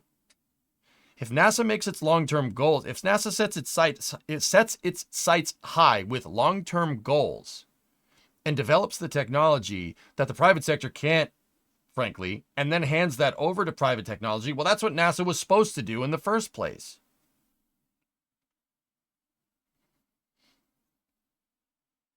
We're just so set in those damn stupid shuttle ways. And I say that as a person that loves the space shuttle. We're just so set in the status quo bullshit that we're never going to get any further.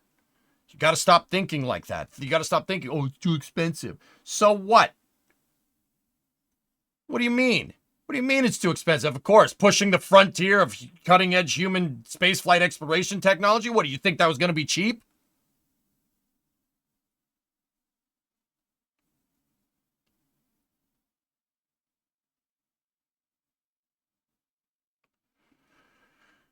Whew.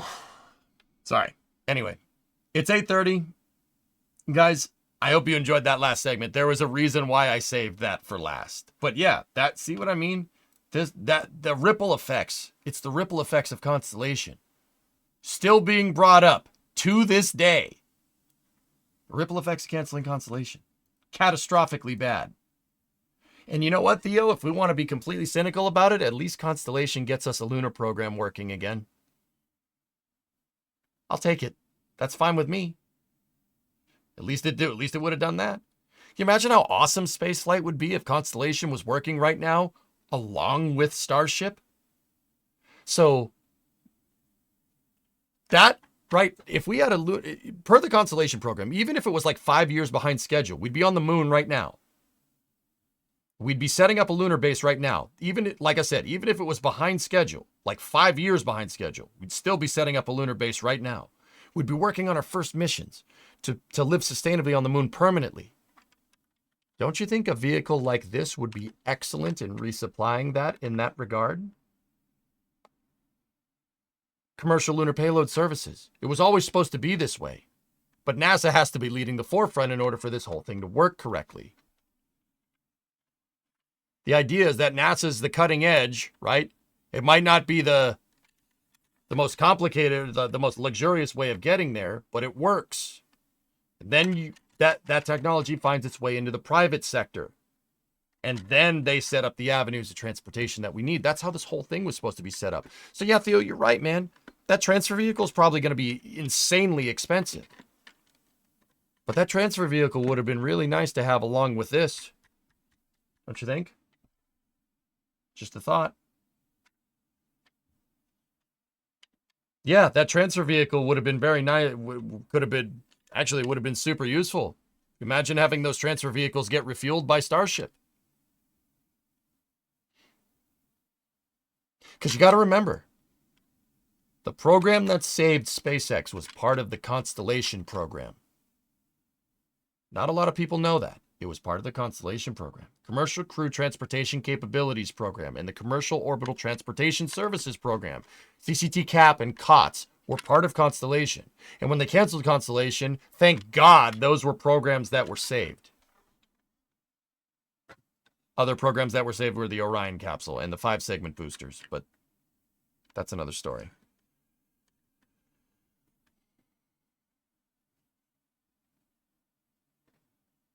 Yes, S-Master, exactly. Why are your fins and wings wobbly? Just curious. Because they move. The 3D model can have them move.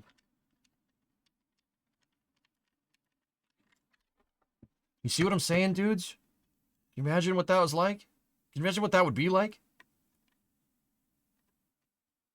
Do you think SpaceX will make transfer vehicles or just use Starship? SpaceX treats space like how an airliner would treat air travel. Trey, so I think the way that SpaceX is looking at it is that having like a space station or something makes absolutely no sense. But using low Earth orbit, basically to loiter and refuel stuff, is better for transporting to other planets. And I kind of agree with them on that. I think there's a very good reason why we haven't seen SpaceX develop any type of space station architecture, right? I don't, and in that regard, I don't think SpaceX will make transfer vehicles, not for the foreseeable future. But I could be wrong on that one. That Starship model's 3D printed. Also for Constellation, we don't need Ares 1 if we launch Orion on Atlas 5 or Vulcan if Orion was not that heavy. Or had more fuel. Yeah, Yuri, and if my grandmother had wheels, we'd call her a bike. What's your point?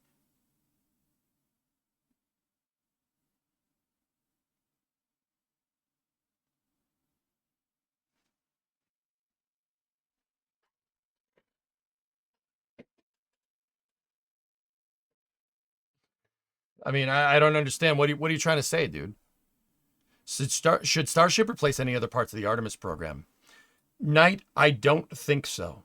I in fact think that SpaceX being chosen for the lander was probably not the smartest political decision, but whatever. Got us a really awesome big lander, so that's kind of cool.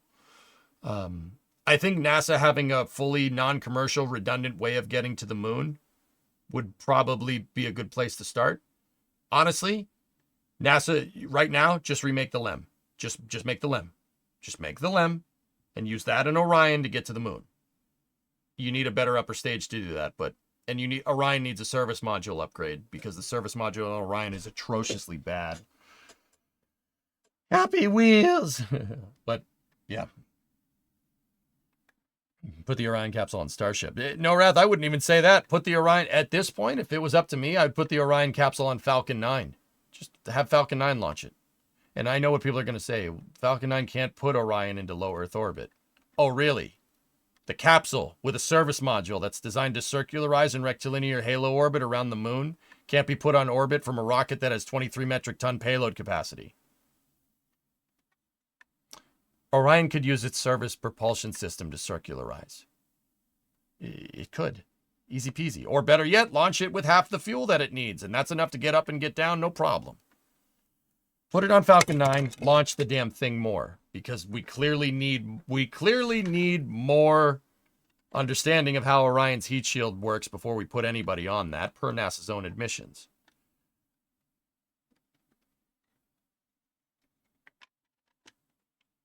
Anyway. Man, you're too good at answering questions. What do you mean, too good? I love Space Knight. This is my thing, man. Did you see me yell at the super heavy landing? And don't get me wrong, none of this is a slight against SpaceX. To even insinuate for 1 second that NASA should curtail SpaceX to, achieve parity is ridiculous. I think you should let the reins off of them and let them do their thing. Because frankly, and I understand and I understand this one completely. There's a lot of people that say just let commercial do it. The reason why they say let commercial do it is because look at what's happened over the past 50 years. I think that's fair. I think it's a fair thing to say.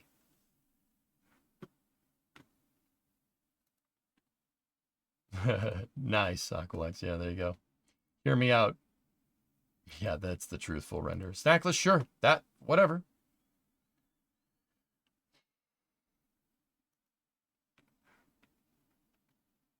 Put Orion on New Glenn if you're worried about it not getting into low Earth orbit on Atlas or Vulcan. Put it on New Glenn. What's Jeff gonna say? No.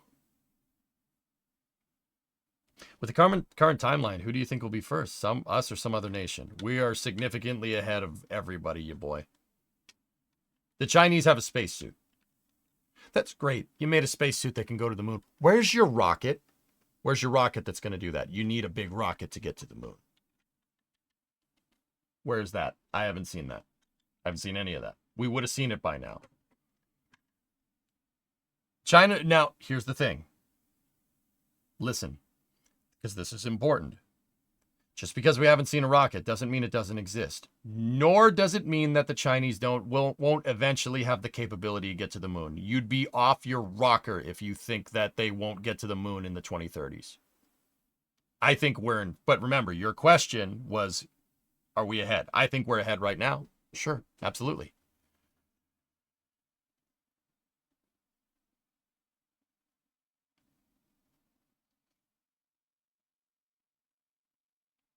Good conversations, dudes. Sorry, didn't mean. I kind of go crazy with space policy because that's the only part of politics that I like discussing, because every other part is basically like eating a gigantic poop sandwich. I don't like doing that, and neither should you.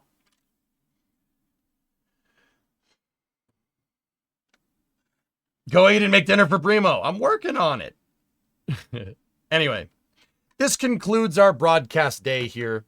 I hope you enjoyed Space News. I'm not going to do after hours because I promised I'd cook my wife dinner. And she's probably wondering what... Oh, crap. It's quarter till 9.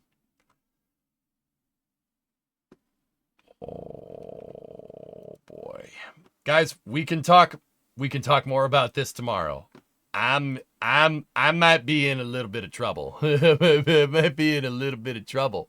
All right. This concludes our broadcast day. I hope you guys enjoyed it. Sorry if I'm not trying to step on anybody's toes. I'm not trying to be a jackass. Theo, if you're out there, I hope you enjoyed how I had a good conversation with you. If you want to punch me in the face, it's probably warranted. But I'll see you guys all tomorrow. Thank you very much for watching. We'll go back to doing after hours for Thursday's stream. Yeah, we gotta do work on that autumn build, but we have the tools to do it now. So I'll see you guys tomorrow.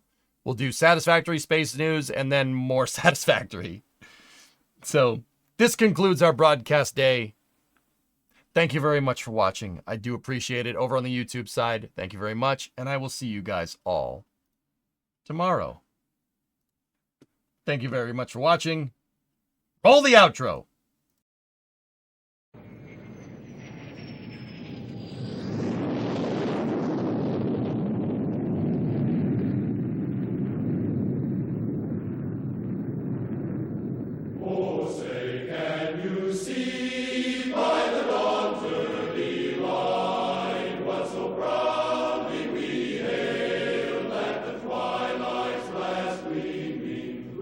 Stripes and bright stars.